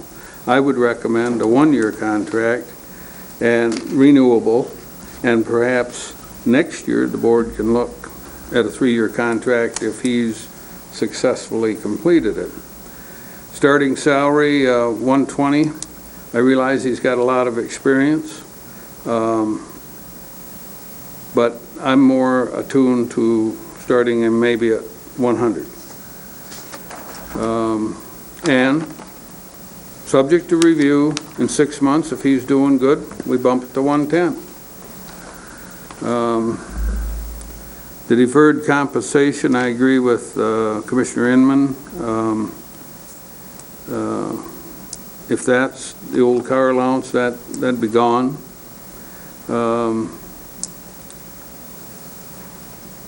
You know, I feel sorry for Traverse City and TCAPS, particularly using taxpayer money to move their managers here and giving them $10,000. You know, I've had a few jobs in my lifetime, and they never gave me any opportunity to offer to pay for my moving. The premium contribution on the health insurance, my recommendation would be 20%. The individual's making good money. It sets a good example for all the employees. Vacation, if we gave him 15 to start out with now, June 18th will be just a hair over 6 months, so he'd be getting in effect 30 days for the first year. I'm opposed to that. I'd say 10 for the first year. And the 20 for 2013, I'm probably agreeable to that. I'm not sure about the 25 days. I would want to see what his progress is before I'd give him 25 days for 2014 and 15. Not saying that 25 days is out of the realm, it's just I'd want to see where he's at. Severance pay, being we'd be offering him a 1-year contract, I don't think there should be any severance package at all. Severance package, I don't think should be come into play until he's got some seniority with us.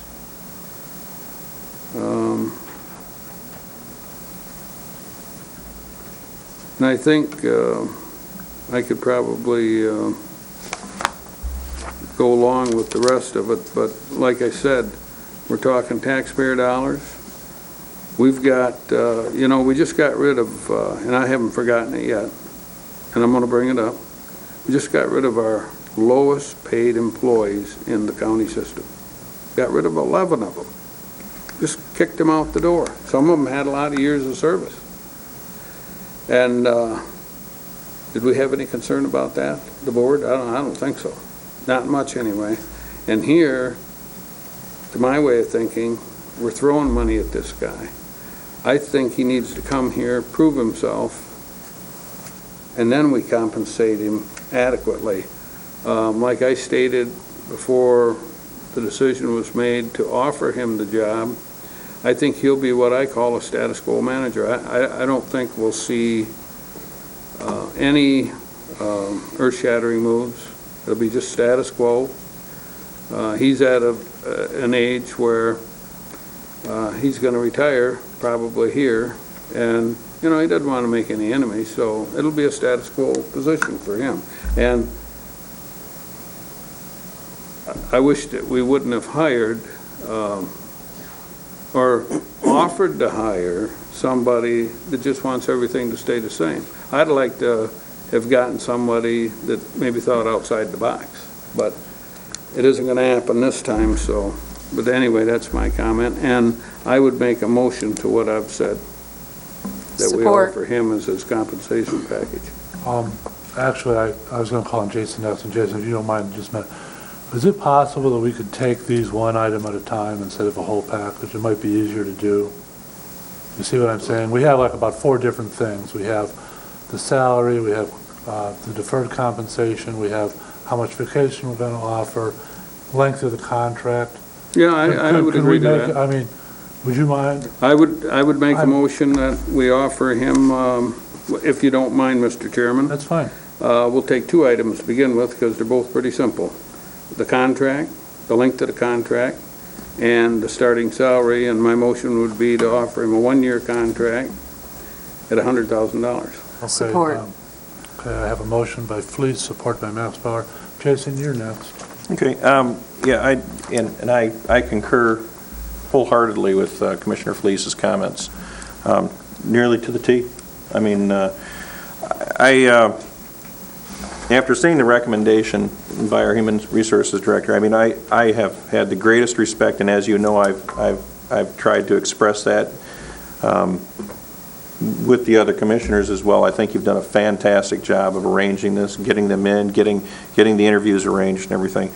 I think there comes a point where we have to, and this is somewhat hindsight, but where we have somebody who is going to be subject to the control, or going to be under the control, or be employed by, in a sense, the person they're negotiating the contract with. I mean, there's somewhat of a conflict there, and I think we missed this one.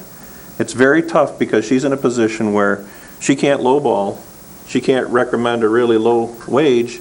Otherwise, it puts her in a position where, he comes back later and says, "What'd you do to me?" Or mentally. And so I think it's definitely important that we take this opportunity and take control of this contract or the contract negotiations and be absolute about it. And so I agree with Commissioner Fleece's comments, and I agree with his pretty much right down to everything he said. I have no argument with that. Larry and then Dick. Well, you might want to say that I'm trying to put my compromise hat on, that I've at least tempted to do for the past 28 years. And this is a very important decision. We did part 1 already about trying to pick who we thought was most qualified, and there was a lot of disagreement, and we have to respect those that felt otherwise about another individual. And you're right, he does have to come in and prove himself. Every county administrator, every city manager, every university president, every community president has to do the same thing. And, in today's world of attracting talent and keeping talent, you can't be in a position of always being an employer of the lowest cost, because that individual eventually will just see other opportunities in other areas and start applying. And we want this to be, if he is successful with us, we want this to be a long-term situation, not a short-term situation. It is customary, because I've done a lot of research on this when we were doing Dennis's contract, university presidents, city managers, county administrators, executive directors of associations. I hadn't found one that wasn't a 3-year contract. It's pretty consistent across the board. It's pretty outlined by state statute for county administrators that you can go no more than 3 years. It's consistent with the administrators that we checked around the state of Michigan. They all had pretty much from what I understand, they had 3-year contracts. And they had out clauses both for the board and for the the administrator that came in. It's protection for both, really, if you look at it. It protects us because we know if we have somebody solid and good, that person's likely to stay for at least 3 years and hopefully longer. And it protects the applicant as well, because he has certain expenses in bringing his family up. I mean, in terms of getting a home, disruption of those kinds of issues, moving to a new community, getting to know everybody, new change of life, those kinds of things. And I guess I don't really buy View of the Bay for half the pay, and never have. But still would like to go with the 3-year contract, and we have an out clause, he has an out clause. If it doesn't work, it doesn't work. The start date's fine, and I would like to be flexible on the salary. I understand where everyone's coming from on the salary. Dave's been out for 2 years. He ended his compensation with Midland County at 120. And I'm not adverse to starting him at step 1, to be honest with you, if that's what it would take as a compromise for more commissioners to feel more comfortable in terms of his starting compensation. I wouldn't have a problem starting him out at step 1, and it still would be an attractive package. It would only be $10,000 less than what he was making at Midland, and he would make that up in a matter of year 2 and year 3, he'd be right back up there again. So, you could either start him at 110 and after 6-month evaluation take him to 115, which would be more closer to where the prosecuting attorney's making. So, if you look at it, you can start him for the first 6 months at 110, and if he passes his evaluation with acceptable numbers, you can take him to 115, and after that, he's on a year-by-year basis in terms of the normal compensation for the range. So I think that would be a fair compromise. I'm in favor of taking out the additional deferred comp, which was the auto allowance. Otherwise, I'm in favor of the rest of the items that were outlined. So I think Dave would be flexible enough to come in for a lower amount, but I think step 1 would be the lowest I would approve as a commissioner. Jeff? Yeah, I'd like to add one thing to your motion, and that's the 180 days that it takes for us to get rid of him, but he can be out here in 90 days. I'd like to see both of them 90 days. Well, we're going to be hitting some of those. Is that acceptable to your motion? Well, We're going to take each, Well, I know, but I just wanted to... well, that's not part of In- the... in- We're just starting at first 3. In the interest of moving this along, can we vote on the motion that we have now, or do we want to talk about it some more? I have 2 pieces. Okay, Rob and then Sonny, I'm sorry. Okay. Jen, let's look at some non-government agencies. What does, say, the CEO of Munson make? 250. 450,000 plus a lot of goodies. Yeah. Okay. Maybe private sector, Haggerty's got a big facility here in town. What's the head guy at Haggerty in town make? Well, it's the head guy, He's Haggerty is family. the owner, so it's a little harder to figure that out. Okay. I guess my point is, I've always been in favor of looking at private sector, and Jen's recommendation, it's not that far off, but I think the level 1 is a good compromise. Sonny? Yeah, couple things. One, in regard to the 3-year contract, I think the 3-year contract's a better idea in that, first, I would not support a 12-month contract because that puts me in the middle of next year again, and here I am in July trying to hire a county administrator halfway in a budget cycle. I definitely not consider anything less than 18 months. It took me through 2013. But, I don't have a problem with the 3-year contract. I support the idea of the 3-year contract. There's an out clause for us, there's an out clause for him if it doesn't work. I do agree with Dick, if it's 90 days for us, it's 90 days for him. I don't think the 180 days is necessary. The 120 that he was being paid in Midland County, when he left Midland County, he was at the top of their learning curve. Coming here, he's not at the top of our learning curve. So I'm not sure that I have to pay him what he was getting paid at the top of the learning curve. I think I can roll that number back. Whether it's, I don't even remember what step 1 is, a 110, 112, something like that. I have no problem with that. There's 110. I think I can support the step 1, but the reason that I make that comment is the fact that when he was making 120, he was at the top of the learning curve.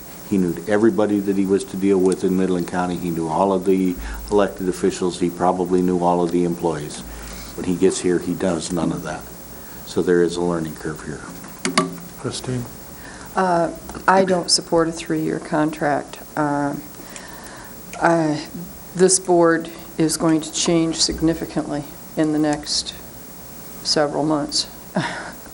In November, I'm going to, and at the end of this year.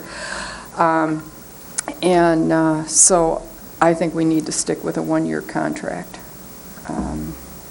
I am flexible on the pay, but not on the contract length. I think it needs to be 1 year. Herb? Yeah, I guess the only concern I have about all the things that are in here is I don't think we should treat our administrator any different than we treat any of our other employees. That any benefit package should be equal to what all the other employees are in our organization. I agree. If we try and separate it out, I think it's a disservice to ourselves and to the employees that he's going to be managing. I just really feel that that's really an important part of it. The other thing is that he's an at-will employee. And I think that should be specified in our contract. All of our employees are at-will employees. And so, basically, if we go to a 90 days, it's a 90-day contract. So I'm all in favor of a 3-year contract. But, if it may be a progressive, that it's a 90-day contract. If you cancel or either party cancels it within a year, there's no payout. There's no deferred compensation or any severance salary. So, and the severance salary doesn't kick in until the 3rd year of the contract. That, to me, makes more sense than trying to put all this stuff up front and, and like I say, it's a 3-year contract. It's really basically a 90-day contract. And then you step your severance packages out there on a yearly basis. So, I'm all in favor of the 3-year contract. Larry, and then Jason. Just a couple other points. In the recommendation, it uses the prosecuting attorney salary of $112,872 as a comparison. He's been here 20-plus years, pretty close to 25. But the finance deputy director. Well, Larry, it is what we're going to pay the prosecutor next year, who will not have been here for 20 years. 1 year, which we should. No. He's a chief deputy. He's been with Al Schneider wasn't a prosecutor all those years either, but he was the chief deputy prosecutor, and he's been with the county all those years. And when he got elected, the known commodity. You know what his performance was going to be. The finance director, for example, Dean, in 95,627. He's been worked for the county for 21-plus years also. Our sheriff at 94,208. He's been here almost 29 years. So Benda hasn't been here at all. And another comment, based on what Commissioner Thomas said, it's a 45-day notice if Benda decides, or any administrator decides to leave. He gives us 45 days and he's gone. If we want to get rid of him short of firing, it's 180 days. I think there's a little disparity there. And I had talked about, or thought about, what Commissioner Sonny is talking about, the middle of the year, and I'd be willing to amend my motion to offer him a 1.5-year contract, so it ends at the fiscal year. Is that okay with the seconder? It is. Okay. Can we vote on this motion? We're going to be here all night. There's no offense, Larry, I don't think your motion's going to pass, but whatever. Okay, the motion right now on the floor is How can you say that, Mr. Chairman? just a guess. Just a guess, okay? You're not an optimist, you are a true pessimist when you make a Yes, I'm statement afraid like that may well be true, Larry. So we have a motion for a $100,000 salary starting and an 18-month contract. Is that correct? Correct. Okay. By roll call, please. Commissioner Thomas. Yes. Axbauer. Yes. Fleece. Yes. Wheelock. No. Gilman. Yes. Inman. No. Henschel. No. Lemko. No. Chairman Richardson. No. Motion fails. Mr. Chairman, I'd like to make a motion. Yes. That the start date be June 18th, Monday, June 18th, 2012, that we have civil counsel prepare a 3-year contract with the same but we can get back to the conditions of the contract later in the motion, and later in the discussion under the details. And the starting salary would be step one, 110, 735. Do I have a second on that? Okay, second by Henschel. Yes, sir. I guess my question is that the starting date is a concern to me, because if we decide at this meeting, couldn't we make it immediate and then have them start at the first of the month rather than the middle of the month? I agree. So I guess, Well- it's just a question. Well, the problem is that there's still contract details that have to be worked out, and we don't even know if Mr. Benda will accept the contract that we arrive at tonight, that we're going to offer to him. So, yeah, I would rather get him here quicker too, Herb, but I'm thinking that June 18th is probably, we'll be lucky to get him here that far. I just question putting a date in it, Yeah. in your motion, Larry, that the date would be as soon as could be negotiated with both parties. Oh, I have talked with Dave, and this is the soonest he Okay, could reasonably be here. Okay. All right, That's fine then.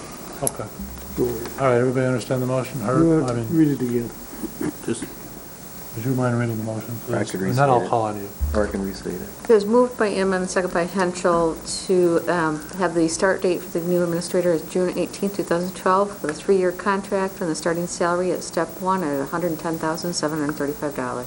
Okay, Rob first, then Larry. I just wanted to say, I'm going to support the length of this contract. I do hope we can make some adjustments in the exit terms of the contract. That's fine. Yeah. And I'm counting on that is the reason why I'm supporting it right now. We're just taking this one step at a time. That's okay? right. I'm just saying, that's why I'm supporting 3 years, because I expect us to make some changes to the exit. Okay. I agree. Commissioner Fleece. I'll not support the motion based on my previous comments. Okay. Anyone else? Commissioner Gilman. Getting back to the single-year contract, I mean, it is a trial period. Even six months. Actually, you might be doing him a favor by having a one-year contract. He might prefer a one-year contract if he's going to be starting at the level 1. I mean, obviously, the board could go back at its whim and give away money that it doesn't have to, whether or not that's a wise thing to do. But I won't for the same reason Commissioner Fleece. I think we started off with the wrong premise, paying too much, and I think that we're not in boom time anymore. These are boom time recommendations. So All I would say is that if I could. I'm sorry, we're done, Jason. My point is with that is simply these pay scales started, they were crafted when we're flush. We were rolling in the dough, the taxes were coming in. So I can't really agree with him very well. Okay. First of all, the $10,000 up one way or down the other is really meaningless in the overall, county budget. $10,000 for one employee. I guess the question is, do we want to hire this guy? Because we want to hire this guy, I think we need to make it attractive enough that he'll actually want to come work here.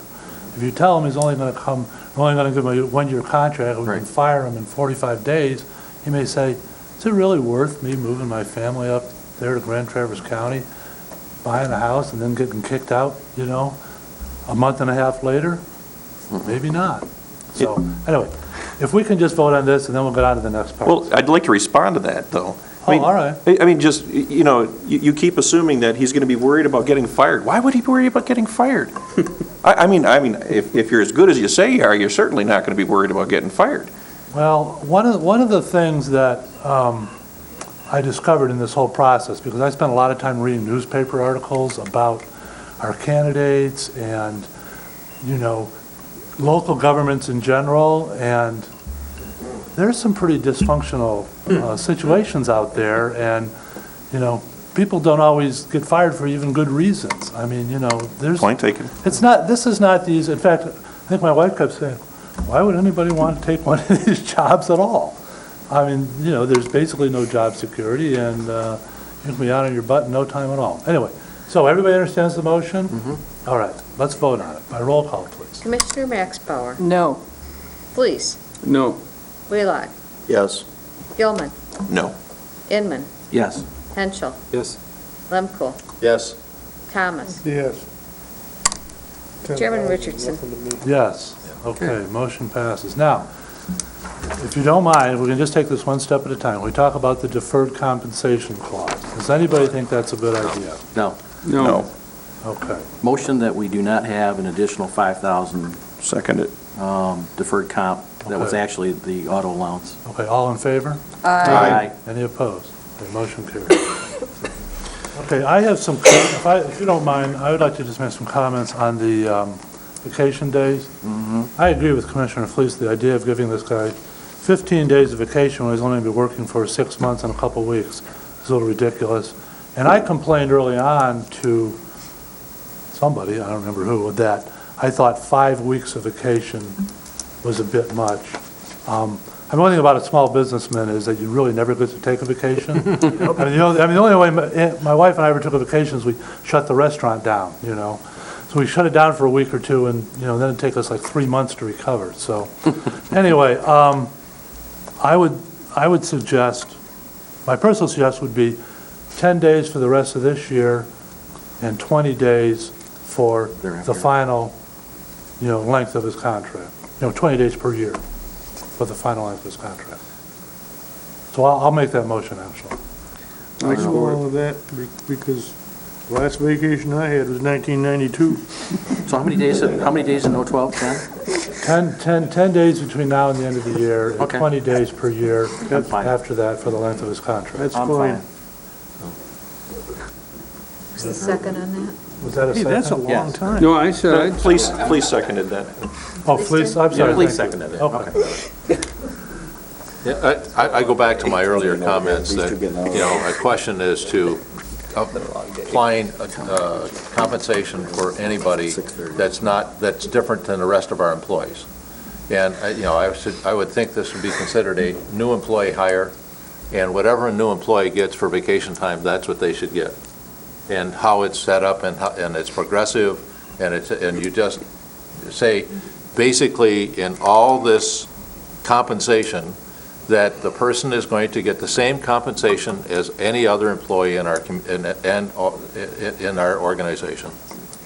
Okay, Commissioner Fleece and Commissioner Inman. Herb, I would disagree with you. You're talking about administrator. He should be afforded some differences. He certainly has more responsibility than any employee within the system. And I can go along even with the 25 days after some years. I worked 29 years for a municipality, and I only ever got to 20 days. And I only got to the 20 days after I'd been there 17 years. So, an administrator, another 5 days, 25 days, I just don't see the problem for the responsibility he has. So if I understand it, it was 10 days vacation for 012. Can we say 20 days of vacation through the term of the contract? Annually. Annually? Yes. Because that would be fine. That's the intent of my motion. Okay, all right. Okay. The way I would read it is it's 20 days for 2013, 20 days for 14 and 15. Right. Okay. So this is truly a 42-month Through the term of the contract. Well, Okay. through the term of the contract. I mean, 20 days through 2015, but the contract's going to expire partway through the year, so. I would just scratch out 25 and just put through the term of the contract. Right. Okay. All right. Everybody understand the motion? Just a clarification. Through this contract will be, We've already decided it's going to be a 3-year contract. so from this June till next June, he has 30 days? No. Or, We're going to give him 10 days. The way I view it is we're giving him 20 days a year starting now, except he won't get any vacation for the first 12 days he works. Will we be? He's going to get 10 days for half a year this year, 20 days for a full year and then the next year? And the next year, 20 days. Starting January.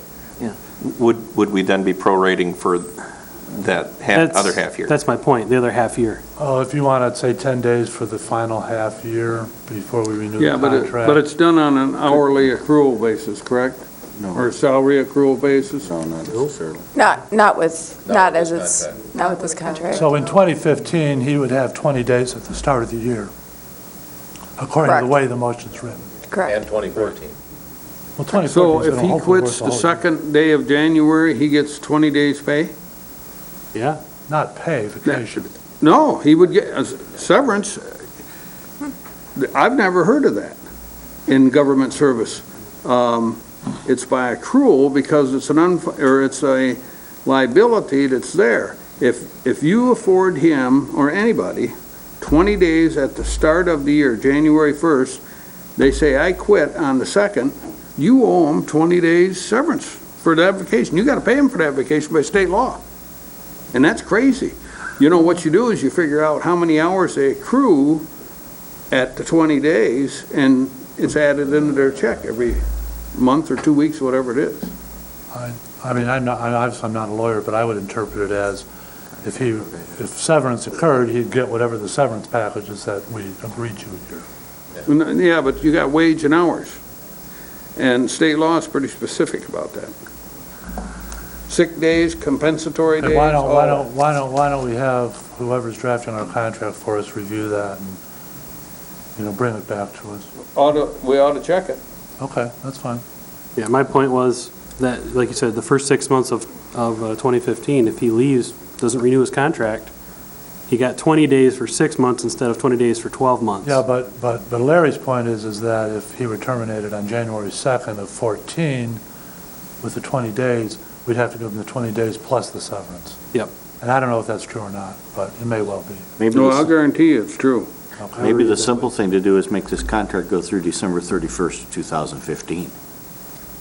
3.5 years. Well, that still doesn't address the You problem. can't do it by state law. You I don't- only go up to It 3. still doesn't address the problem that Larry's raising. Exactly, you can't pass.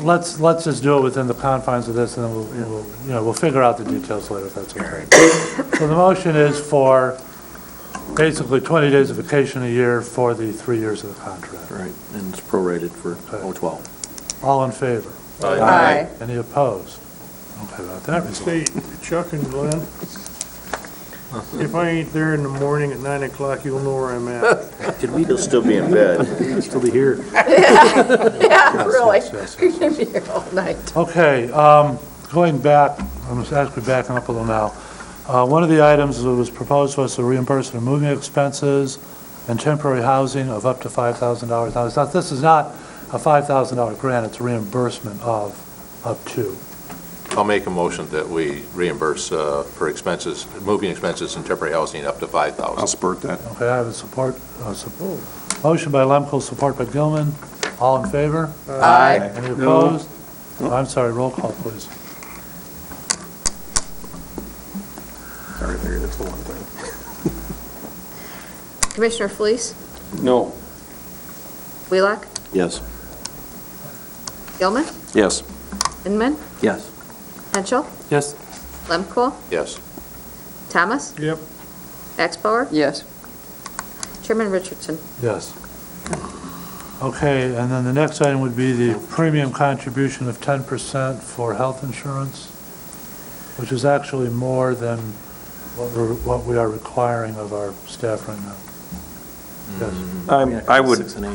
I would actually make the motion that we go 20%, and for the reason, he's going to be going into contract negotiations soon enough, and with a 3-year contract, which we've already decided that we're going to do, there might be a situation where we have to ask for that 20%, and I'd hate to have him in a position where it looks like he's getting the golden parachute or the golden deal, and then he has to tell the employees of the county that they're going to lose out their extra 14% right now, or whatever the difference is between what they pay now. Do I have a second for the motion? The motion dies for lack of a second. No, I would second it. You are going to second it? Well, yeah. I'm sorry, well, I didn't hear you. Okay. Roll call vote, please. Did you Oh, have I'm sorry, discussion? go ahead, yes, you may have discussion. Jen, remind me on our contract negotiations that we did with our bargaining units, did we do 6, 8, and 10 for 3 years? 6 and 8. Pardon me? 6 and 8. 6 and 8? Correct. And they went, so the first year was none, and second year was 6, and the third year was 8? No. Last year was 4 or 6, this year 6 and 8, next year 6 and 8. Next year, it's 6 and 8. Yes. And if you're into 2014, you're also at 8. Okay. Larry, if you're part of the wellness program, it's 6%. If you're not, it's 8%. It's not based on years. Oh, I got you. All right, okay. And the county commission, and the county commission's at 10%. That's what we voted on for next year's compensation, for those that want to take single health care. And for the non-bargaining employees, they are at what, 10%? 6 or 8. 6 or 8. Same thing with your other elected officials. All right. I'm comfortable with the 10%, to be honest with you, because that's well within what we would see over the next 3 years with, even if we got to 10% with our non-contracted people, I think that would be the bearer of the 3 years. We have a motion at 20%. Yeah, I know. So. Okay. Any further discussion? I have a question. Yes. Jen, the difference between 10% and 20%, what does that mean in dollars? Ballpark. I don't expect exact calculations. And Dennis was at 10. And assume a family. $30 a month. Wow, she would have that available. Let's see. It's about $1,800 a year. 10% is going to, so I'll just use family coverage for sake of apples to apples. It's $86 a month for family coverage at 10%, and family coverage at 8% is $69. Yeah. So 17 times 12. Well, no, it's 86. The difference between 10 and 20 is what the 10 and question 20. was, right? Oh, 10, oh, I'm sorry. So double the 10. Yes, The 10 was how much? $86 Times 2. a month. Times 12, so it's $1,000 a year roughly. Times 12, right. All right. I think Commissioner Gillen makes a good point. For a very little amount of money difference, it puts them in a position for bargaining that, I don't know. What do you guys think? Well, it immediately puts them into making an argument for the 10%. We just had a tough time getting 6. Right, that'd be my position. Okay, does everybody understand the motion? The motion's 20%, right? Okay, by roll call, please. Commissioner Willock, No. Gilman, Yes. Inman, No. Henschel. Yeah. Lemko, No. Thomas, No. Max Bauer, Yes. Fleece, Yes. Chairman Richardson. No. Fails. Mr. Chairman, I'll make a motion that the premium contribution for health care be 10%. Second. I have a motion by Inman and a second by Henschel. By roll call, please.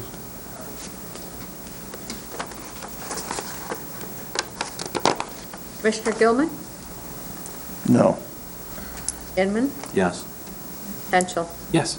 Lemko, Yes. Yes. Thomas, Max Bauer, No. Fleece, No. Wheelock, Yes. Chairman Richardson. Yes. Okay, and then I guess the last thing we need to worry about is the severance package. Or Mr. Chairman? Yes. Is there a way that we can do a stepped severance package, like I had said before? That, the first 6 months, there is no severance package. After a year, we'll do 10%. And after 3 years, then you look at... You'd have to do months, I I think, right? Not necessarily.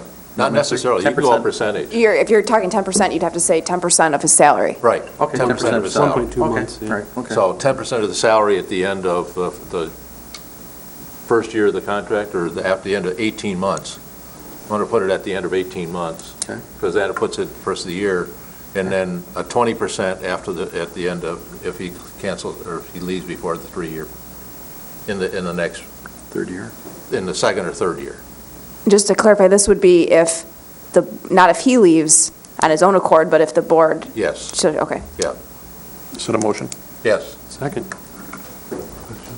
Commissioner Lemko, could you repeat that for me? Yeah, it's- you got more clarification. Okay. Second and third year. In the first 18 months of the contract, if we First 6 cancel... months. First 6 months, it's 10%. First 6 months, you said 0.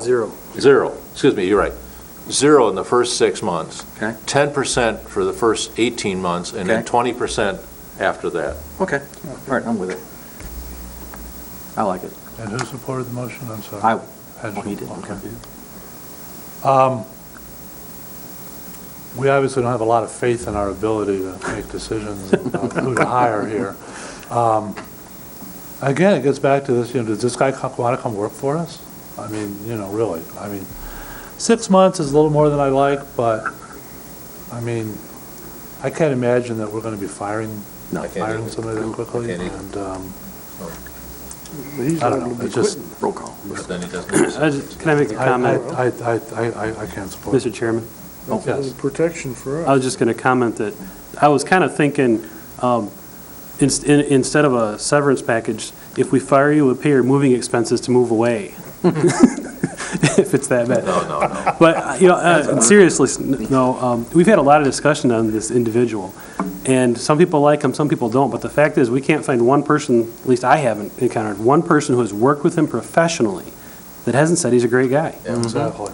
So, From my experience as well. Okay, by roll call, please. Commissioner Inman, Yes. Henschel, yes. Lemko, Yes. Thomas, Yep. Max Bauer, Yes. Police, Yes. Wheelock, No. Gilman, Yes. Chairman Richardson. No. Okay, motion passes. All right, is that everything that we need to deal No. with? No. Everything but the No. 180 days. Now we need Gilman's. Oh, where's that at now? Oh, the following. Yeah, we got to go to these bullet points, right? Is that what we do, Mr. Chairman? He's right here. Yeah. So I'm fine with one. No, the only thing I had is the 180 days. Take that to 90? Is that what you're saying? Make it 90, yeah. I'll make that motion. Okay. Second. So on the fourth bullet point where it says no less than 180 days prior to the Right. expiration date, you're suggesting 90 days. Yep. I have a motion by Thomas and support by Inman. Any discussion on this? Yes. If we're just doing the part about the 180 days, turning that into 90, I'm fine. But what are we agreeing to? Employer agrees to pay for employees' membership in professional associations, attendance at Haven't gotten professional there. development? Haven't got that part yet. Okay, I just wanted to Haven't gotten clarify and make sure that I'm, what I'm We're only voting dealing for. with bullet point, sub-bullet point 4, Okey doke. actually. Okay. All righty then. I'll take a stab at this. All in favor? Aye. Any opposed? Motion He carries. knows they're in favor. I made the motion. Just for that, no. Don't you dare. Okay, let's go down through the bullet points. Live and reside in Grand Traverse County, is there any Fine. controversy over Fine. that? No, Yep. that's 90-day fine. notice if he intends to retire, Yep. 45-day notice if he resigns. No, You don't like that? no, because he has the advantage. What, He 90? can be out shopping for a job, leave us high and dry by giving us 45 days notice, and he's gone. Or anybody, not Benda, just anybody. How long does this 90. process That's what we take? had with Dennis, is 45. And I know, and look at the lurch it left us in. No, Make it 90, same as, Jen, would you like to comment on this? this is my personal opinion, I don't know, I don't want to speak for Dean, but 45 days is a long time. It was a long time to have Dennis here. He was when someone resigns, they are mentally in their new position. Yep. And so that's why that is Would be paying him lower. to be somewhere else, kind of. He was already in Oregon, Dean was transitioning, we were both involved in other meetings, so we were doing dual duty. I was honestly going to recommend to lower it, to even lower, but that's just because it's hard for, Well, and I'll go back to what, I remember what, Commissioner Emmons said at the time, that, and this is, of course, my own experience, in private business, if you say, oh, by the way, I'm resigning, and I'm leaving to take another job, it's like, Just hand you the check. you go stand in their office and wait till they pack everything up and say goodbye and, good luck. She is absolutely right on Yeah. that. Yeah. well, let's make it 30 days then. Based on what Well, you're saying. based upon your recommendation, Jen. All right, is that- Or what's common in private practice is 2 weeks if you're a private employer. Let's You're do lucky 30. to get Let's 2 just do weeks. 30, that's Okay, fine. you want to make a motion for 30 days? Yes, I'll make a motion to make the, if the administrator intends to resign, it's a 30-day notice. Okay, I have support by Inman, okay. All in favor? Aye. Any opposed? Okay, motion carries. Okay, then the very last bullet point, Christine, I'll give the floor to you since you seem to have concerns about this. No, I don't have any concerns. I just wanted to clarify what I was voting on. That was all. You're not Does going anybody to. have any problem with that last bullet point? Yeah, I have a problem with, maybe we ought to put a cap on it or something, because, this is carte blanche. It would be in the budget, you guys. It would be in your budget, in the administrator's budget. It's in HR or Parks and Rec, or there's that in the budget, so you'd be approving it I don't have a thereafter. problem with it, because we want them to be involved in the community and in the state. State Association for Administrators. But, I just want to have some control over it someplace. We always not have a lot. control over it, honestly, because of the budget. Okay. Okay, is everybody okay with that then? Yep. All right, okay. fine. Are we done? Yep. We're done. Now we're- I will find out if Mr. Benda still wants to come work for us or not.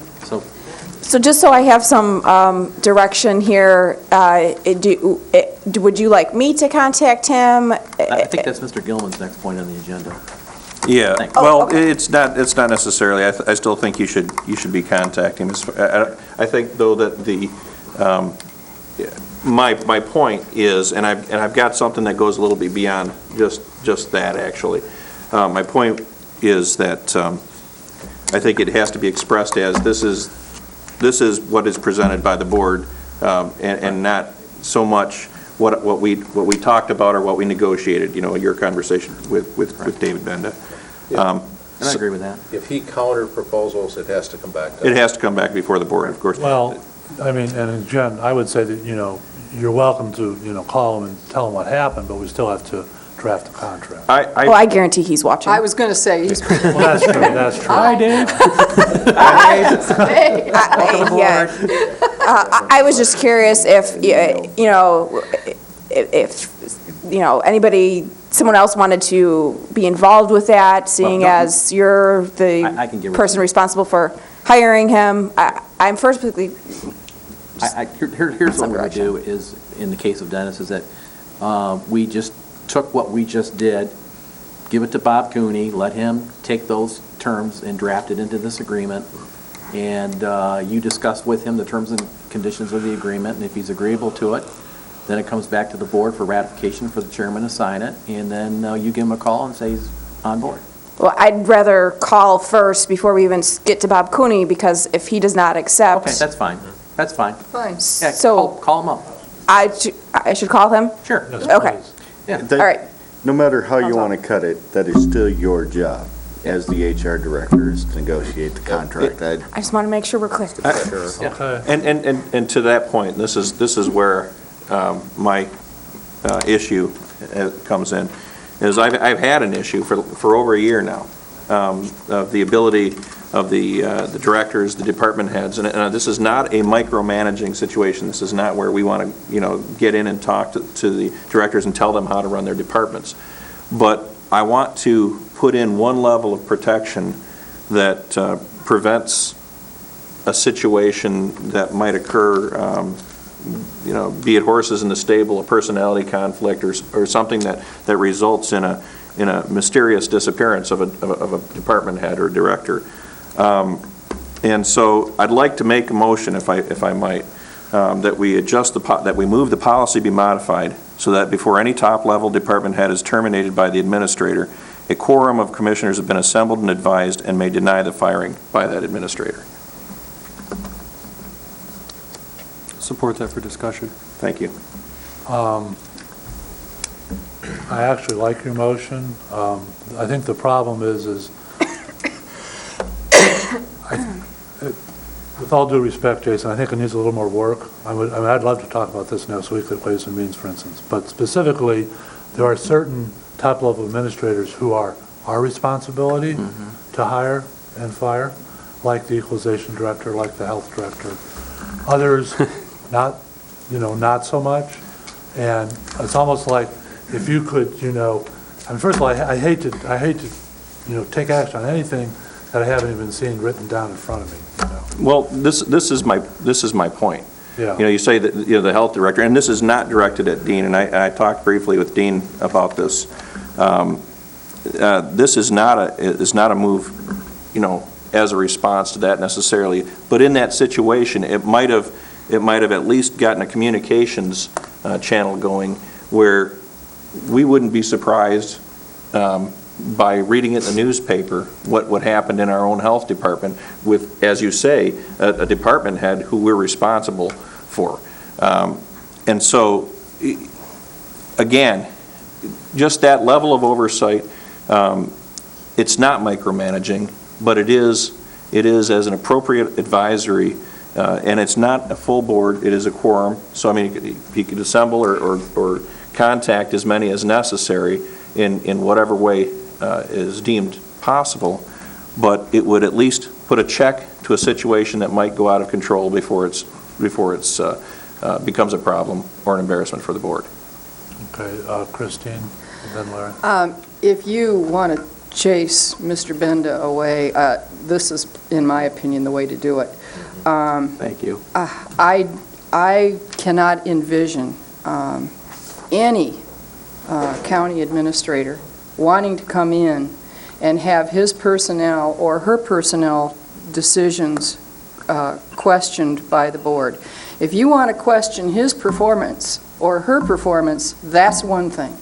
But sticking your nose into who he or she chooses to put in as the head of a department, I think is wrong. So I will not be supporting your motion. Larry? Well, I'm just going to tee off with Chris said, and I think we're both we've always been on this format. We hire the county administrator. He's responsible for the day-to-day operations. He's responsible for making sure that, that the corrections are made, along with the Human Resource Department on performance issues or any other issues. We do not get involved in personnel issues except for the hiring and adjustments or whatever we do with the county administrator. He takes care of the rest of the personnel issues. He hires who he wants. And in certain cases, by statute, if it takes a ratification of the board, then we maintain those policies by state law, by virtue of what Bob Cooney indicated to us.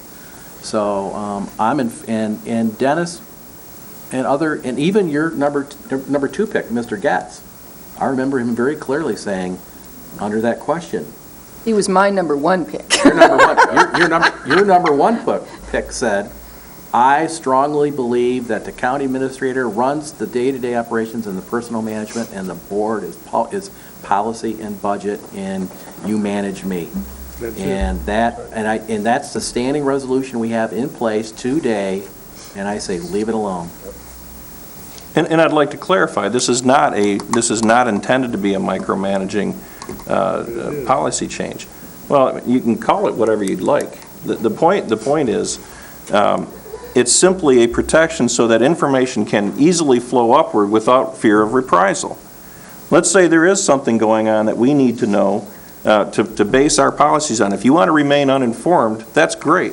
If somebody has a fear for providing information to the board for fear of reprisal from the administrator, whomever he may be, then this is something that at least gives them one little bit of protection.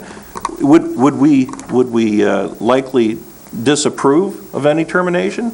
Well, at least we're going to know why. That's the point. At least we're going to have the information to understand why it happened, and at least we might actually get it before the papers tell us about it. I agree with you, Mr. Chairman, and I would ask you, Jason, to withdraw your motion because I, like Ross, think that has a lot of merit, and not necessarily giving permission, one way or the other, but there has to be a way where we find out other than the media.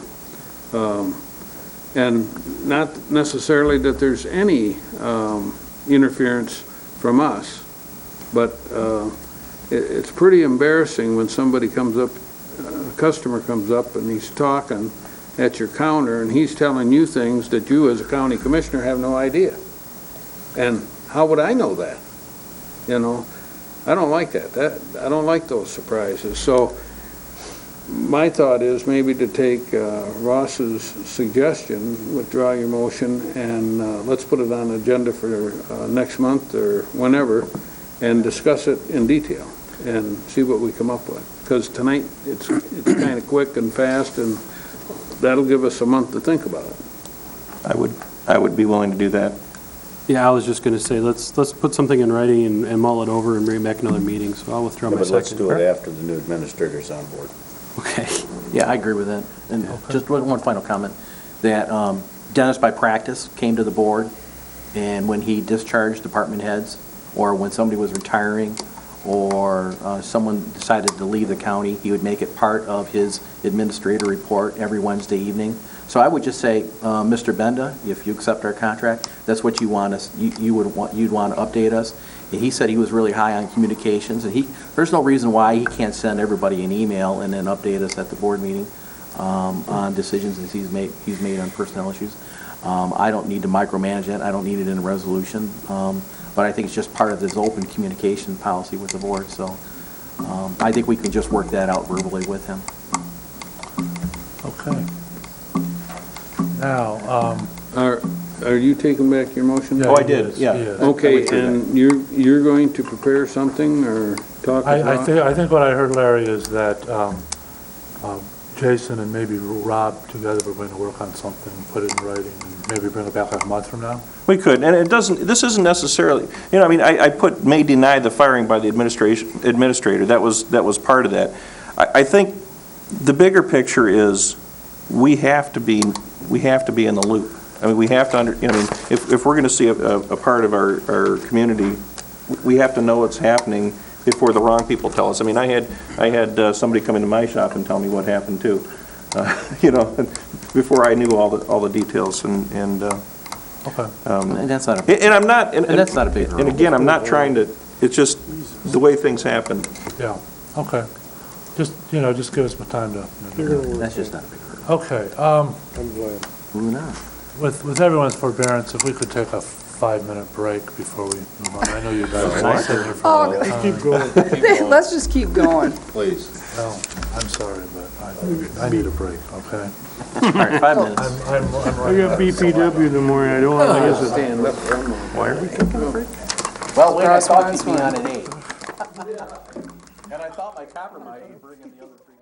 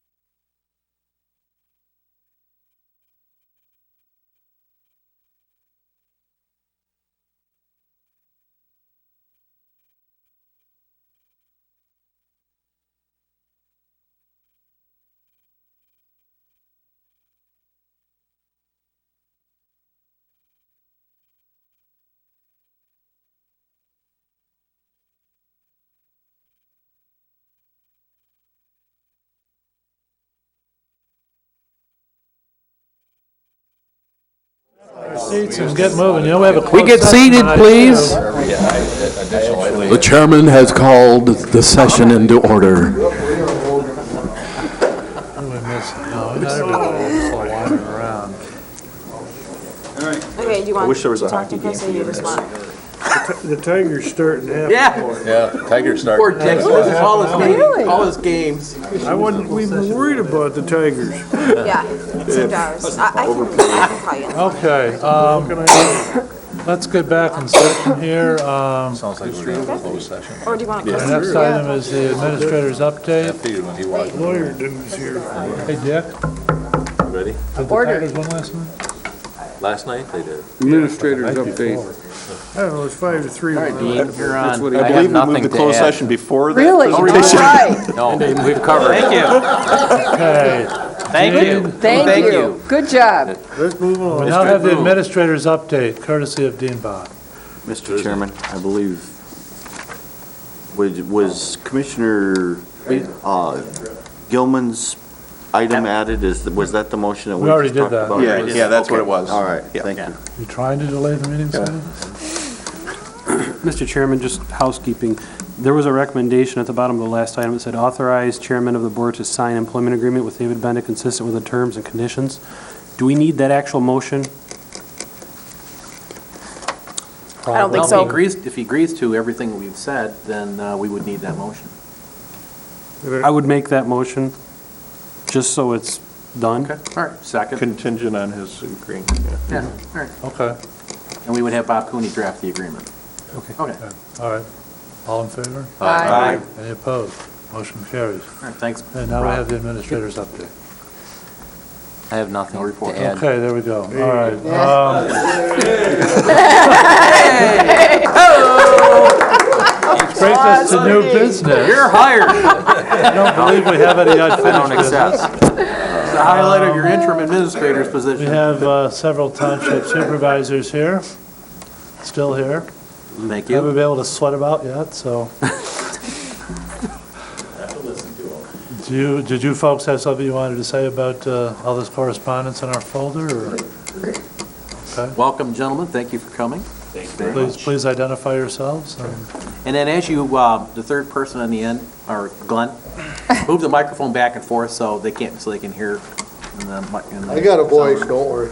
Yeah, sometimes you My got name is Chuck Corn. I'm the supervisor for the Charter Township of Garfield. I'm Wayne Clatter, Acme Township Supervisor. Glenn Lyle, East Bay Township Supervisor. Probably received a bit of correspondence. I think 9 of the 12 townships had a letter to you. And basically, we were trying to illustrate the fact that there is consensus among the townships at this point.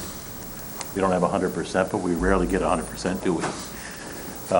So the point is, there was a lot of divisiveness between the smaller townships and the bigger earlier. Yeah. And we put a lot of that behind us. Commissioners Inman and Gilman attended a meeting the other day where we watched a presentation on how the numbers work. Now that we have a history of numbers and we know pretty much we can make projections that are solid. And if we do nothing, we're in trouble. You know, we feel there's going to be a special assessment down the road. And it's, you know, the process of, first of all, demonstrating the need and then rolling out the roll. But we do need to know where we're going to be in November in terms of the bond. The bond can be called, one of the big bonds can be called November 1st. I don't expect the county to buy the bond. What I'm hoping for is a collaborative effort between the county and the townships. I don't expect you to make that decision right now. I would like to share that John Alashkar's work with the board at some time so that you can see how the numbers pan out and that it is a solid plan now. It will happen. We will pay it back. But what I'm asking this board for tonight is to direct your staff Dean and Bill, to look and see what the county is capable of without compromising your ability to do your business. I mean, you don't want to get into your cash where you hurt yourself. And I understand that because I'm part of the county.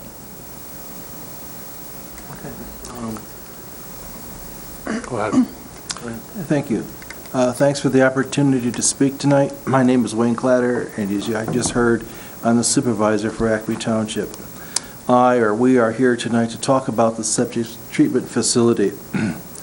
You have received letters from a number of the townships asking for your assistance on the septic treatment plant's financing. Since the facility opened, there have been financial issues. Some of them have temporarily been solved by the special waste from Bay Harbor and a lawsuit. But the facility still remains in financial trouble, and that's no secret. We are here because the bonds are due, as Mr. Korn has expressed, and as we also know, there is going to be no single solution to resolving the financial problems at the plant or the facility. But whenever we have the opportunity to address one of them, we should take it. Such an opportunity is to find a way, working with you or anybody else from banks to bond issuers, to find a way to reduce those bonds. We're here tonight, as those letters expressed, hoping that working together we can take one more step to trying to find a way to reduce the bonds and thus a small step for the stability of the financial stability of the plant. Thank you. Okay, and Glenn Lyle, East Bay Township Supervisor. I'm not going to reiterate what both Chuck and Wayne have said.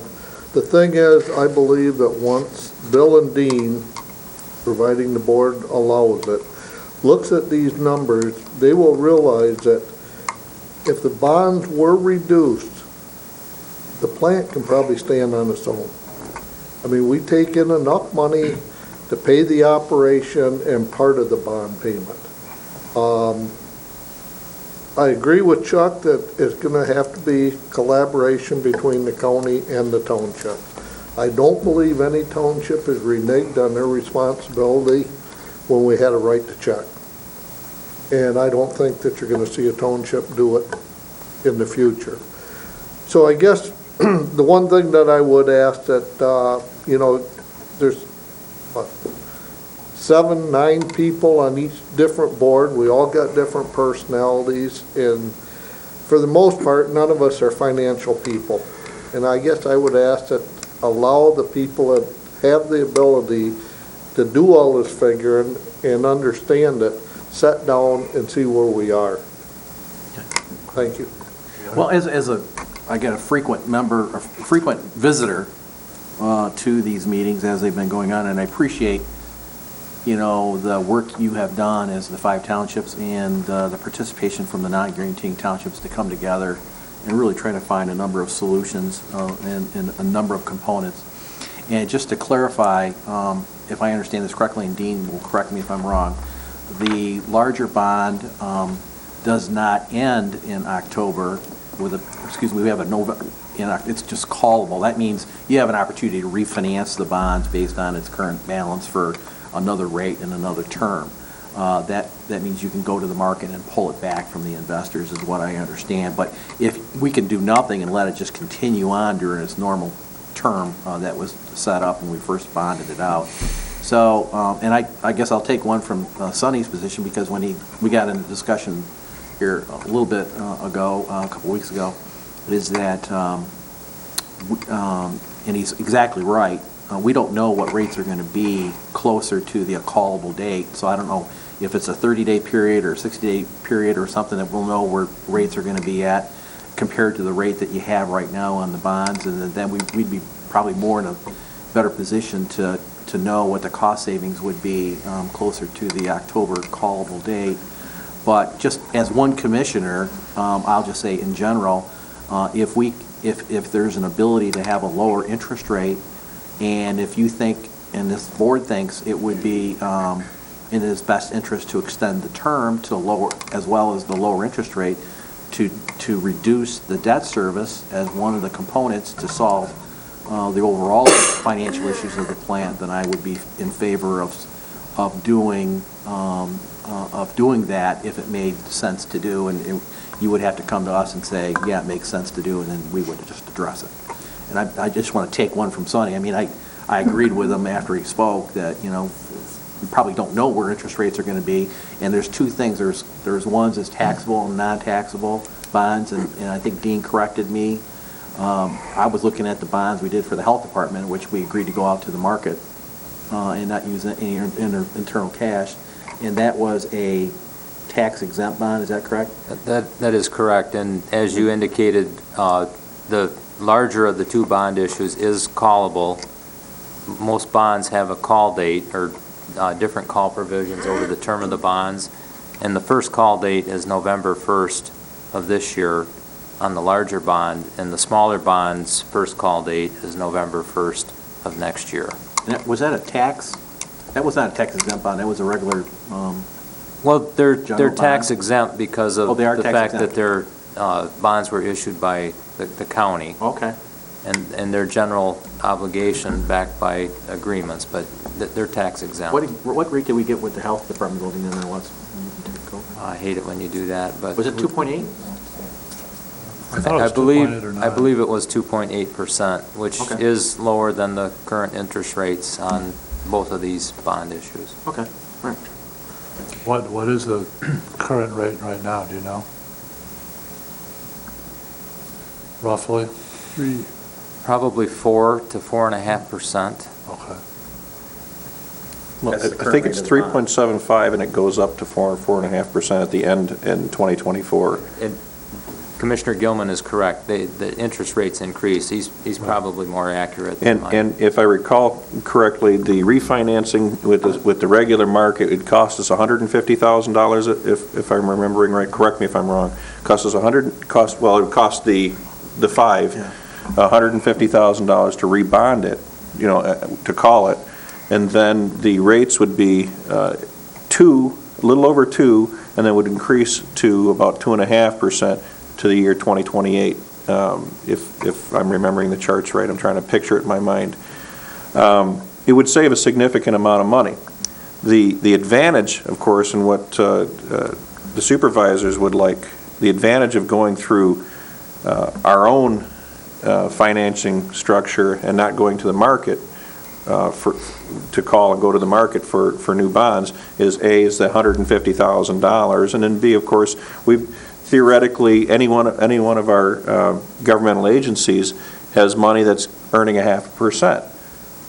What they'd like to do ultimately, if I'm reading this right, is they'd like to say get it at 1 or a little better than 1% as well, and keep the rates low to the townships.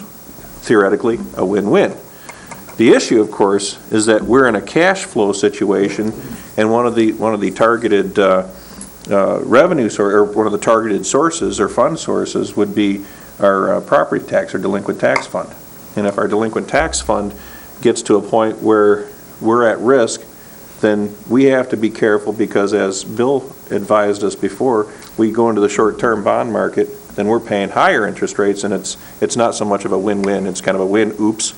And that's my understanding of it to this point. Yeah, and that's where I'm asking that you have staff look at the situation. I mean, that fund is very fluid. I mean, people are paying those taxes even now.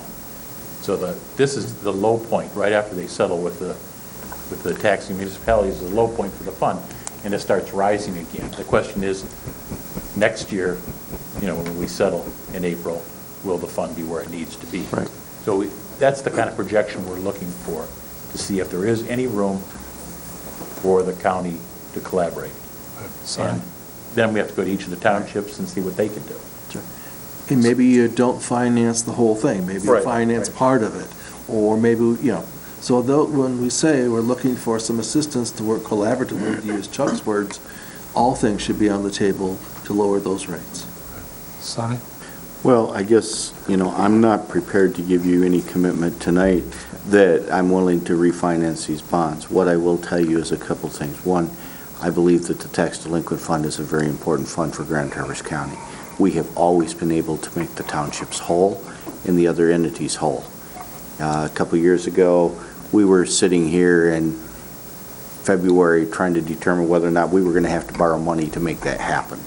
I don't want that to happen. So I think it's absolutely essential that the county be in a position to make the local entities whole when the taxes are collected and we take care of the rest of it.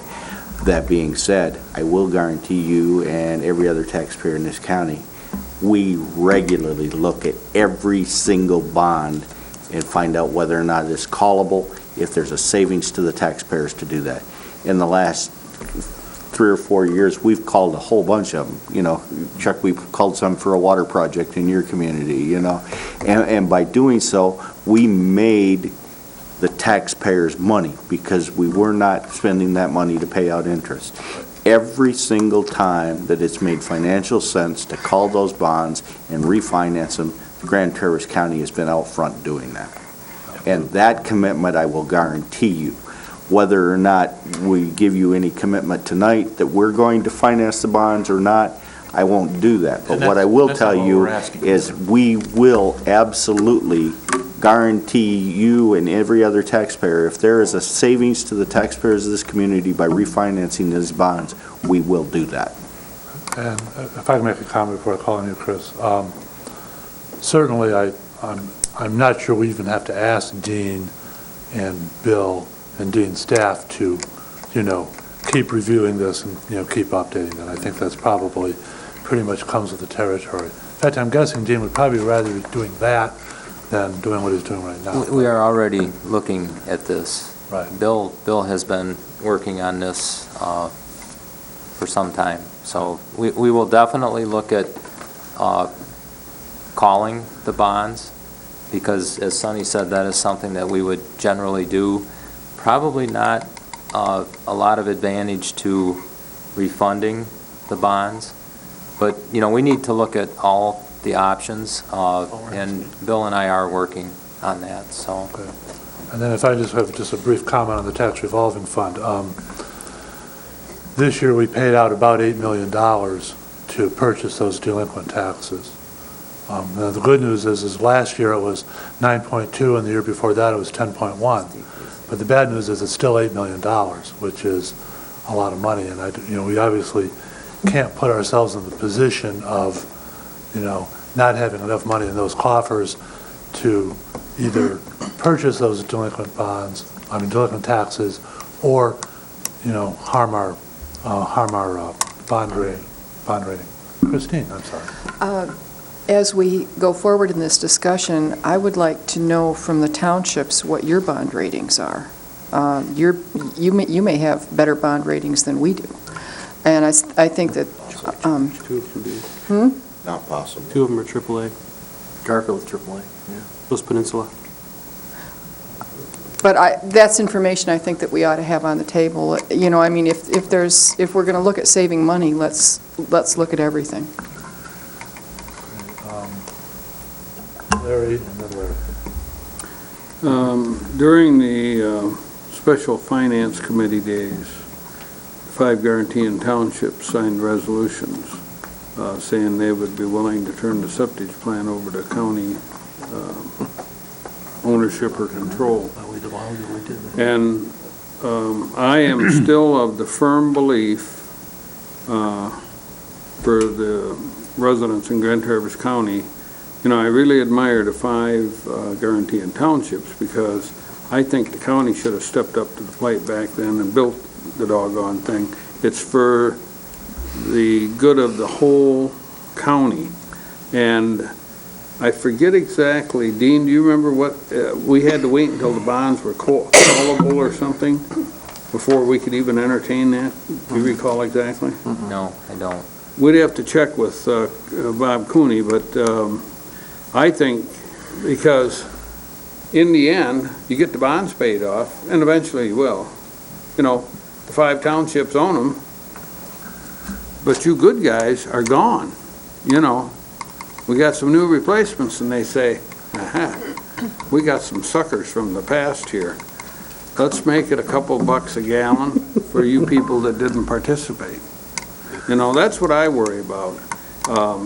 not that severe, but they could certainly make it rough, if you will. And I'm still very interested as a commissioner, and I think there's other commissioners, whether that's a possibility. And we could ask Dean to ask Mr. Cooney to check into that to see, so we're kind of working on it all in one favor. Because I think that's the ultimate answer. The county should have built it to begin with, and the county ought to take it over and assume the responsibility now if it's possible. Commissioner Ryman? Well, some interesting viewpoints. First of all, when Dennis first came in here in 2001, the board felt strongly that we should be moving forward with some sort of design for a septic treatment plant. We took that to all the townships, and gentlemen, you were not there. We took it to all the townships and said, you know, this is what we'd like to do in terms of a concept, are you in? And we didn't get one township to say yes. And you know, it was just an effort that nobody was interested in, especially being an owner. And, you know, hats off to the 5 townships that decided to come together and build one for the sake of our natural area and the clean water. And there are residents outside the 5 townships that are using the plant. So, you know, there has to be some level of fairness here, and I somewhat agree with Fleece and part of it and some not. I'm not sure that the county would be prepared to take it over unless they know that it was to the point where, you know, we could make it financially secure and not drain our fund balance anymore where we're at right now. And just two items. Both Dean, I, and Bill Rokas were in Lansing discussing the pension program, the funding of the undefined benefit program with John Axe, and meeting with the representative on that legislation. And I asked John Axe the question regarding what he thought about using the delinquent tax fund for paying off the bonds, and he said he would not recommend that based on face value, that a project that was running a deficit in cash flow would not be good. And 2, he was concerned that this would be a longer-term borrowing situation rather than a shorter term that we have presently in our delinquent tax fund. Because as you remember, Dennis and Dean came to us with, you know, 3 or 4 bonds that had smaller amounts that we could pay off over a 2 or 3 year period, or maybe a 4 year period. And it made common sense just to pay them off and use part of that delinquent tax fund. So his concern to me was using the remaining part of that delinquent tax fund, getting us into a long-term borrowing situation, could get us in a negative interest return impact on our cash flow. And 2, the bonding agencies, when they come in to do our bonding, may look, the first 2 questions asked is, what's your fund balance, and do you have a fully funded delinquent tax fund? And he expressed concern to me that the bonding agency might see that as a negative because what it would show on our balance sheet is more borrowings and a drawdown on cash, large cash balances for the county in terms of reserve. So he cautioned me as the chairman to speak to you and say that those are 2 important issues that you need to really take a strong look at.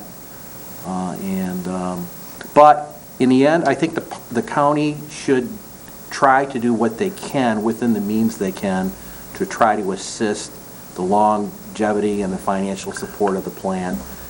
You know, it's the best for the residents of the whole county, not just the 5 townships. And they're doing a bang-out job trying to figure out the options to try to make this thing work. And I don't know what the end result is, but whatever we can do to try to assist them within whatever limits we can absorb. I'm at all in favor of refinancing the bonds at a lower interest rate for a longer term and let them try to come up with a number of components.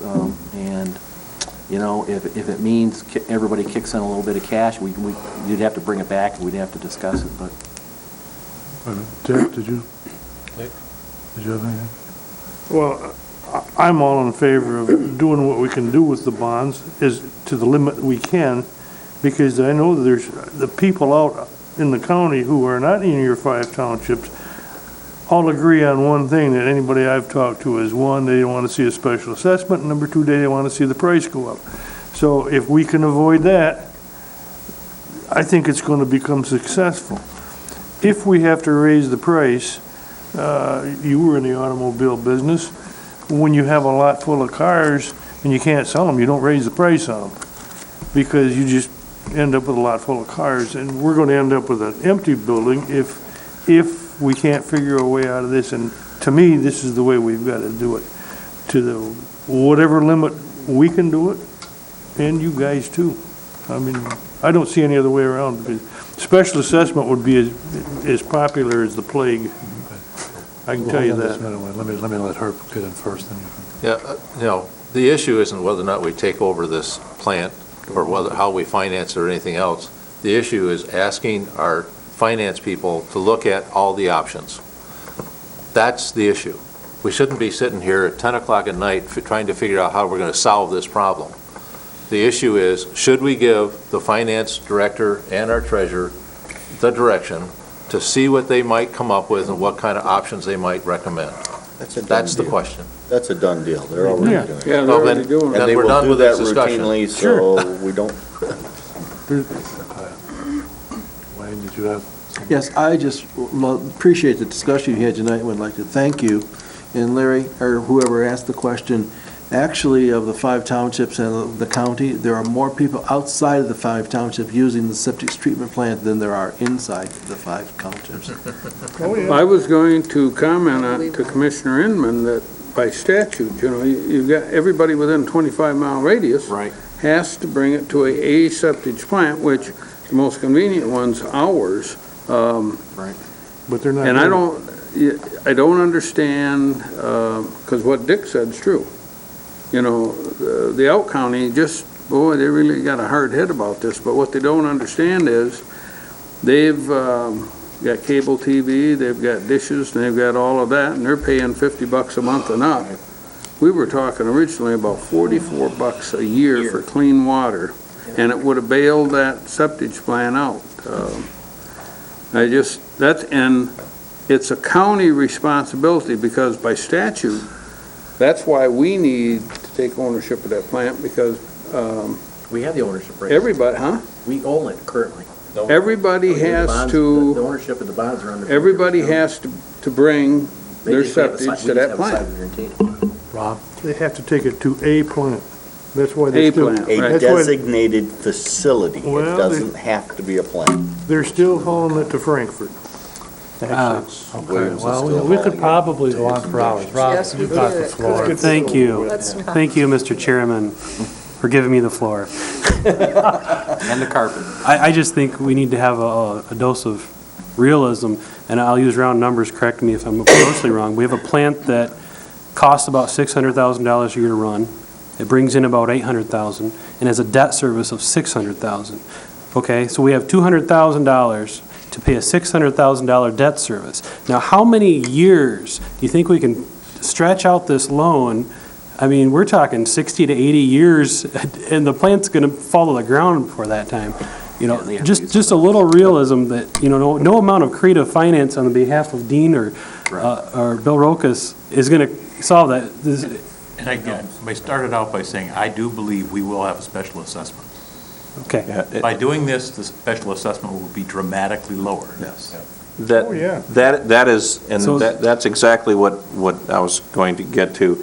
And I'll tell you, the presentation that John made, absolutely, it was absolutely incredibly informative. I mean, 10 minutes. I was up to speed. If he could do that for us in our joint meeting. The whole county, yeah. We've got our joint meeting coming up. If we could do that in our joint meeting, we'd all have so much better an understanding of where we're at financially. And you're absolutely right. We're probably going to, I don't think there's any way out of it, simply because we have to have some capital reserves at the end of the thing so you can rebuild if necessary. So the reality is there is going to be an assessment. The size of it's going to be dependent on how creative we can get. And part of the size of it is going to be how quickly we can put it in place. Yeah.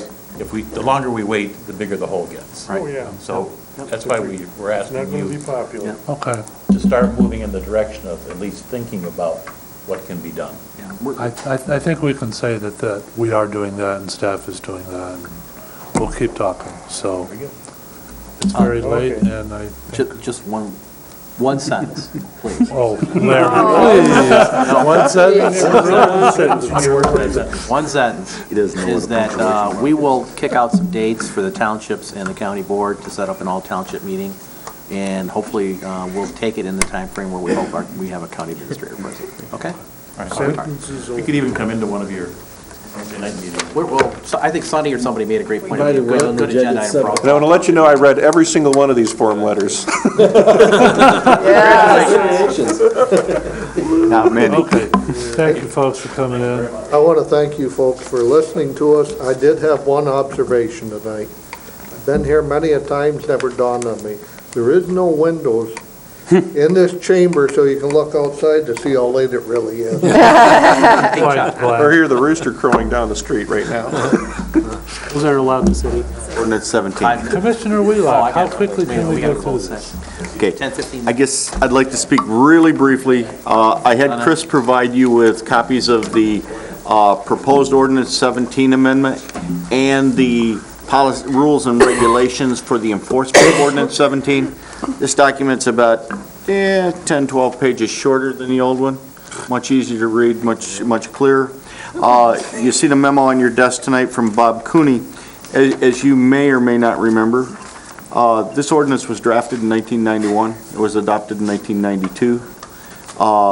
According to Bob's memo, in 1994, there was legislation presented and passed which would allow the county to make these, to have these, instead of being civil, or to allow them to be civil penalties for infractions instead of criminal. I guess what I'd like to ask you to do, because of the fact that this amendment has to be taken by the old policy, because the ordinance that's in place requires a 45-day public input process. It requires notification to all of the participating local units because of the fact that they were privy to the intergovernmental agreements, which have not been in place for 2 years. But the fact is, the ordinance 17 that's currently standing requires the amendment process to go to them. They don't ratify it, they don't have a vote, but we have to publicly notify them and give them 45 days. We also have to publicly notify all of the haulers that are licensed, all the designated facilities that are within our plan.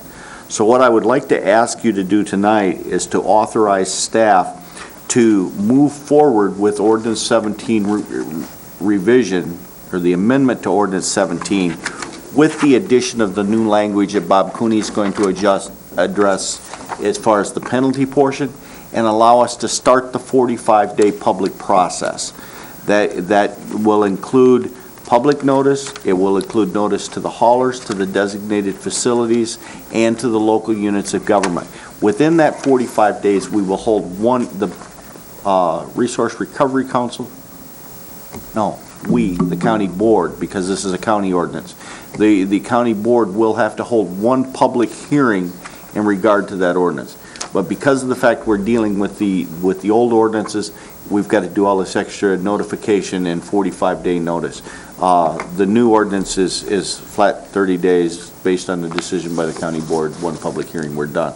But the old stuff, we have to do it the other way. So I'm going to ask tonight, and I'm going to make a motion to authorize staff to move forward with the revision to Ordinance 17 with the additional legal language in regard to enforcement as drafted by Bob Cooney. And I've got a couple little marks here, but I'm going to have Bob actually put it right into the ordinance in form before it's sent out.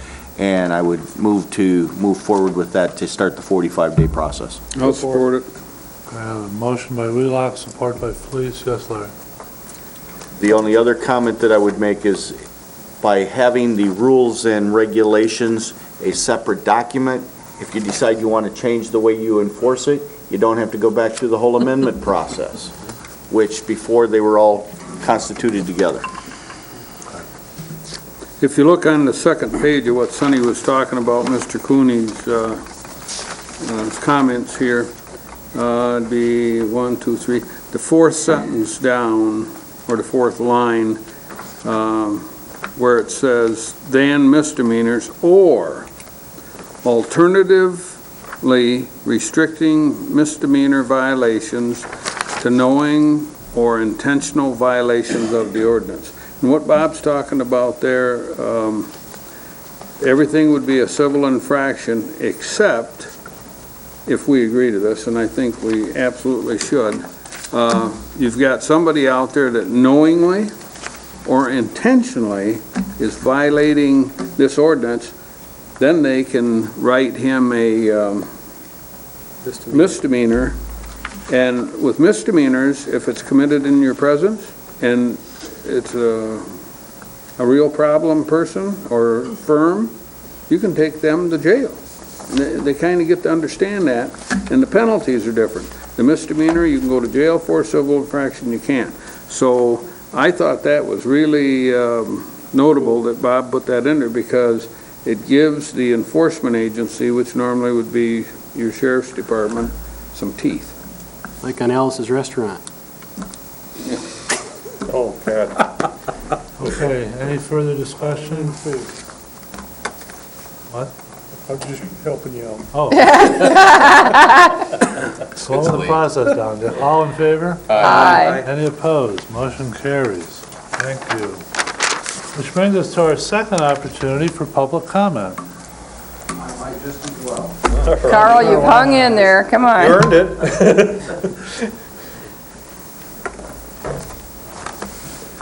Carl Brown, Grand Traverse County Road Commission Vice Chair. Friday morning at the Road Commission office, the Grand Traverse Band and the Road Commission are going to sign their agreement on Holiday Road. That's a great partnership with them. They're kicking in over $1.5 million.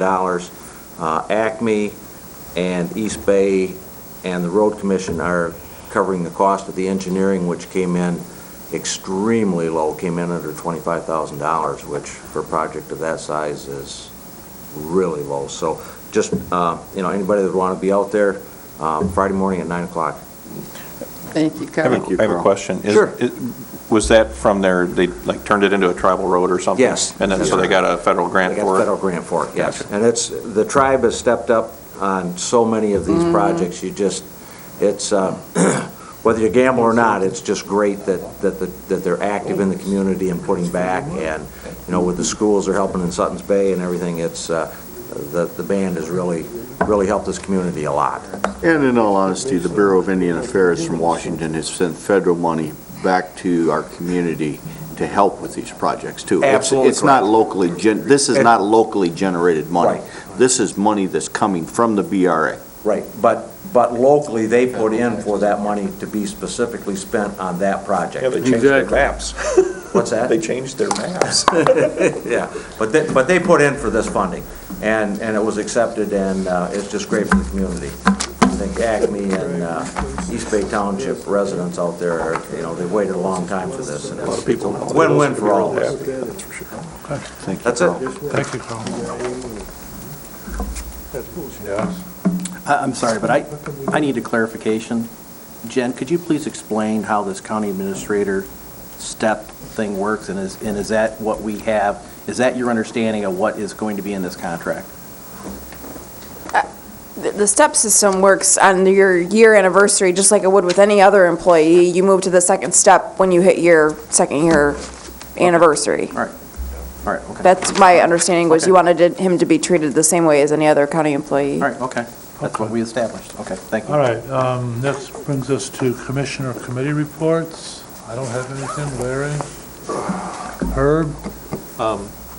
We did meet today for 211, so we're basically on track. We need 5 memorandum of understandings from the 911 organizations from each of the 5 counties, and will be submitted, and hopefully the Public Service Commission will start to look at that during the month of June. Okay. Dick? Jason? Just a quick, Dan Scott went out and did a presentation for the MEMAC agreement out at the Peninsula, and they unanimously jumped on board. It's an agreement to help the emergency services from community to community. Because they wouldn't do that without an agreement. They'd let it burn. So, I just want to take this opportunity to let everybody know that Ron O'Brien, a 15-year employee at the pool, is retiring. And what's truly outstanding about Ron, well, there's so many things outstanding about Ron. I'm truly sorry to see him retire, but he worked at the pool as a lifeguard for 11 years without pay before he was hired. Really? And I don't know that anybody knows that, but it's just the kind of person he is, and he's going to be missed by everybody. Is he going to come back and volunteer? As a matter of fact, he's talking about it, but he's going to spend his summer remodeling his house and riding his bicycle. Wow, good for him. Larry? I'd like to remind everybody that Tuesday, May 15th, 1 p.m., outside here by the flagpole, will be the Police Memorial Day ceremony. And I was thinking tonight, there isn't a lot we get to do for the cops as a board. If everybody could manage to attend that and we could stand as a group, it would certainly show our support for law enforcement in this community, because obviously they take that day very serious. And if everybody could come, that would be great. Mr. Vice Chairman, you're going to have to help me out once again, as you did with the County Road Commission State Association. He's going to be gone. I'm on vacation from the 11th to the 16th. Again? Another You can take a vacation? Time? We'll give you an excuse. Thank you. Huh? 1 p.m. 1 p.m., thank you. Yeah, right here in the corner, and it only takes about 5 minutes. 20 minutes, yeah. And they have tea Again. and crumpets downstairs. So, Thank you. Sonny? No, I'm good. Okay, Rob? Just real quick, the Northern Lakes Community Mental Health Board that we're a member of has authorized our staff to work on negotiations with possibly buying the building at 105 Hall Street. It's probably later this fall, if that happens at all. I guess the caveat for Grand Traverse County is that if that organization ever folds up and dissolves their agreement between the 6 counties, whatever buildings are in our county, we get.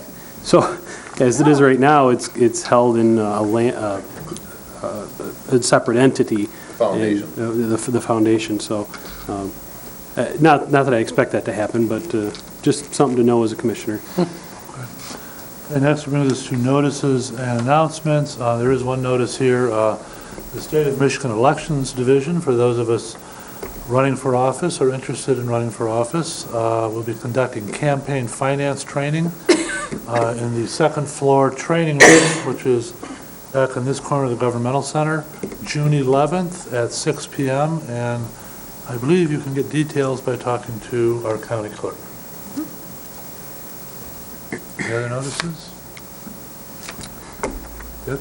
Move to go into closed session. Support. Okay. State the purpose.